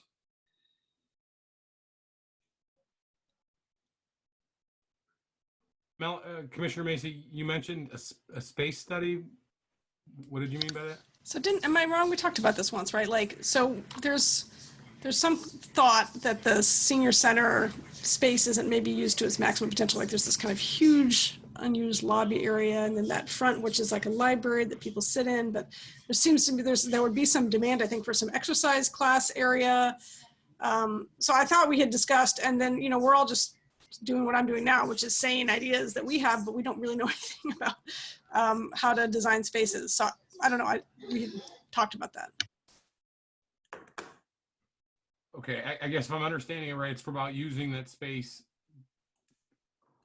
more productively, like to better match the needs that we have. So I see. Okay. No, there has been no movement on any sort of like formal study for space in that, but I would entertain that if we want to talk more about that so I understand that better. So forgive me, I think if we had a conversation on that, I don't recall the details of it. No, I mean the board did. We told me. So I didn't Paige trying to figure out where she was going to get that workout equipment and how that was all going to work out, where that game room was going to maybe end up. Like there was some movement, I think, between those 2 rooms, maybe. And I think this would be the best time to do that when the center's empty. Yeah, I'll follow up with Paige on that. I don't know. John, do you know anything about this? No. Are we imagining this happen, Melanie? No, I mean, like we had the discussion. I don't know that we didn't push it forward in any way. Like Paige said. Anything related to an exercise equipment in the senior center to open it up. I think that was, as I remember, to be sort of the scope of what we'd be comfortable doing generally, regardless of whether there was space available. Yeah, I thought Paige was really against sports in there, working out. Like she wants to do it right and she wants to do it well, and it just seemed like the room or the space that she had. Is that what we're talking about? Like just wasn't going to support it unless we built up or out or something. Like and then the attendant and the things like that. I remember that part of the conversation. I just remember her saying like we wouldn't be able to do it well or cheaply. I remember that. Yeah, so that's exactly what I'm talking about, is that Paige, I think, is really open to having exercise classes and equipment there, but she's like, there's no place that works. And then she brought up some problems that I don't think any of us were equipped to solve, but maybe someone, like we had someone come into the Royal Oak Library to do a space study and tell us how we could, move things around to better use our current existing space. I see. Got it. Okay, well, as far as I understand, I don't think there's anything else from the last conversation we had about that, but I'll talk with Paige and pass on any other insights that maybe none of us are aware of. Okay, I'm done. I'm not gonna torture Mike any longer. He's giving me the look. He fell asleep. No, I'm still awake. That's a good thing. You're fine. Good stuff, Melanie. I know we've had 6 months worth of ideas and conversations that we needed to get out there. So thank you. We'll have to Thank get you to Michael John Redball. and Aaron for What? I was just going to say thanks to John and Aaron for keeping business going during this time. Absolutely. And also Commissioner Macy. It's, obviously, we're all in the same boat, but, you know, yeah. So thank you. Fingers crossed we can open up by November, January, maybe. I don't know.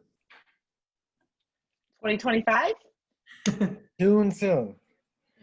No, just kidding. There's no objections. I'm going to say we've covered item 7 on the agenda with our last discussion. I actually Really have a covered it. couple. That was a lot of covering it. Move on to item Quickly, 8. yeah, Go ahead, quickly, Sarah, hold I'm sorry. on. Yeah, quickly, Aaron, can you give an update to the team on what's going on with the dog park fence? Yes. So in addition to the new items that we've added there, there was a problem with the gate. It turns out it wasn't a hardware issue physically out at the gate. It was actually some sort of a remote controller in the IT department, a specialized piece of equipment naturally. So that's on order. They've determined what it is. It might be another couple of weeks before they get that fixed. But as I understand it, there's a sort of an alternative way of getting in that also keeps the dogs secure. You just kind of go through that first little. Yep. The challenge is keeping the people that haven't paid to use the park out. So no big deal. Just so you guys know, we were getting locked in the park. You So guys were pushing them back, weren't you? You guys are monitoring the park. Yeah, so literally a couple more weeks and we'll be done with that. I literally sent an SOS. I'm like, I'm locked in the park right now, Aaron. Anything you can do? He's just like, I can send you a pizza. I'm like, well, that would be nice, but I'm like, somehow I want to get out of the dog park. Yeah. It locks every night at 6:15. Like you can use it all day, and then at 6:15, you can't get in and you can't get out. Pop the fence. There should be a dog slap. What? There should be a dog slap. A doggy door for all the humans. Thank you, Aaron. I appreciate you working on that. Thank you. I don't know if we've gone on to this other item, but there's October, if we're on upcoming events, October 17th, there is a Saturday, October 17th at the high school on, what's the name of that road there? Royal Oak High School, Lexington. Lexington. A household hazardous waste recycling event. And even though it's not directly related to what you guys do here, it sort of is. So I'm going to mention it. That's from 9 until 2.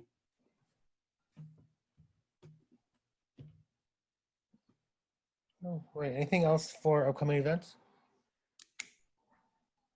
Are we going to meet next month? Yeah, I got to talk with Carol Swanger and see, what the schedule's looking like.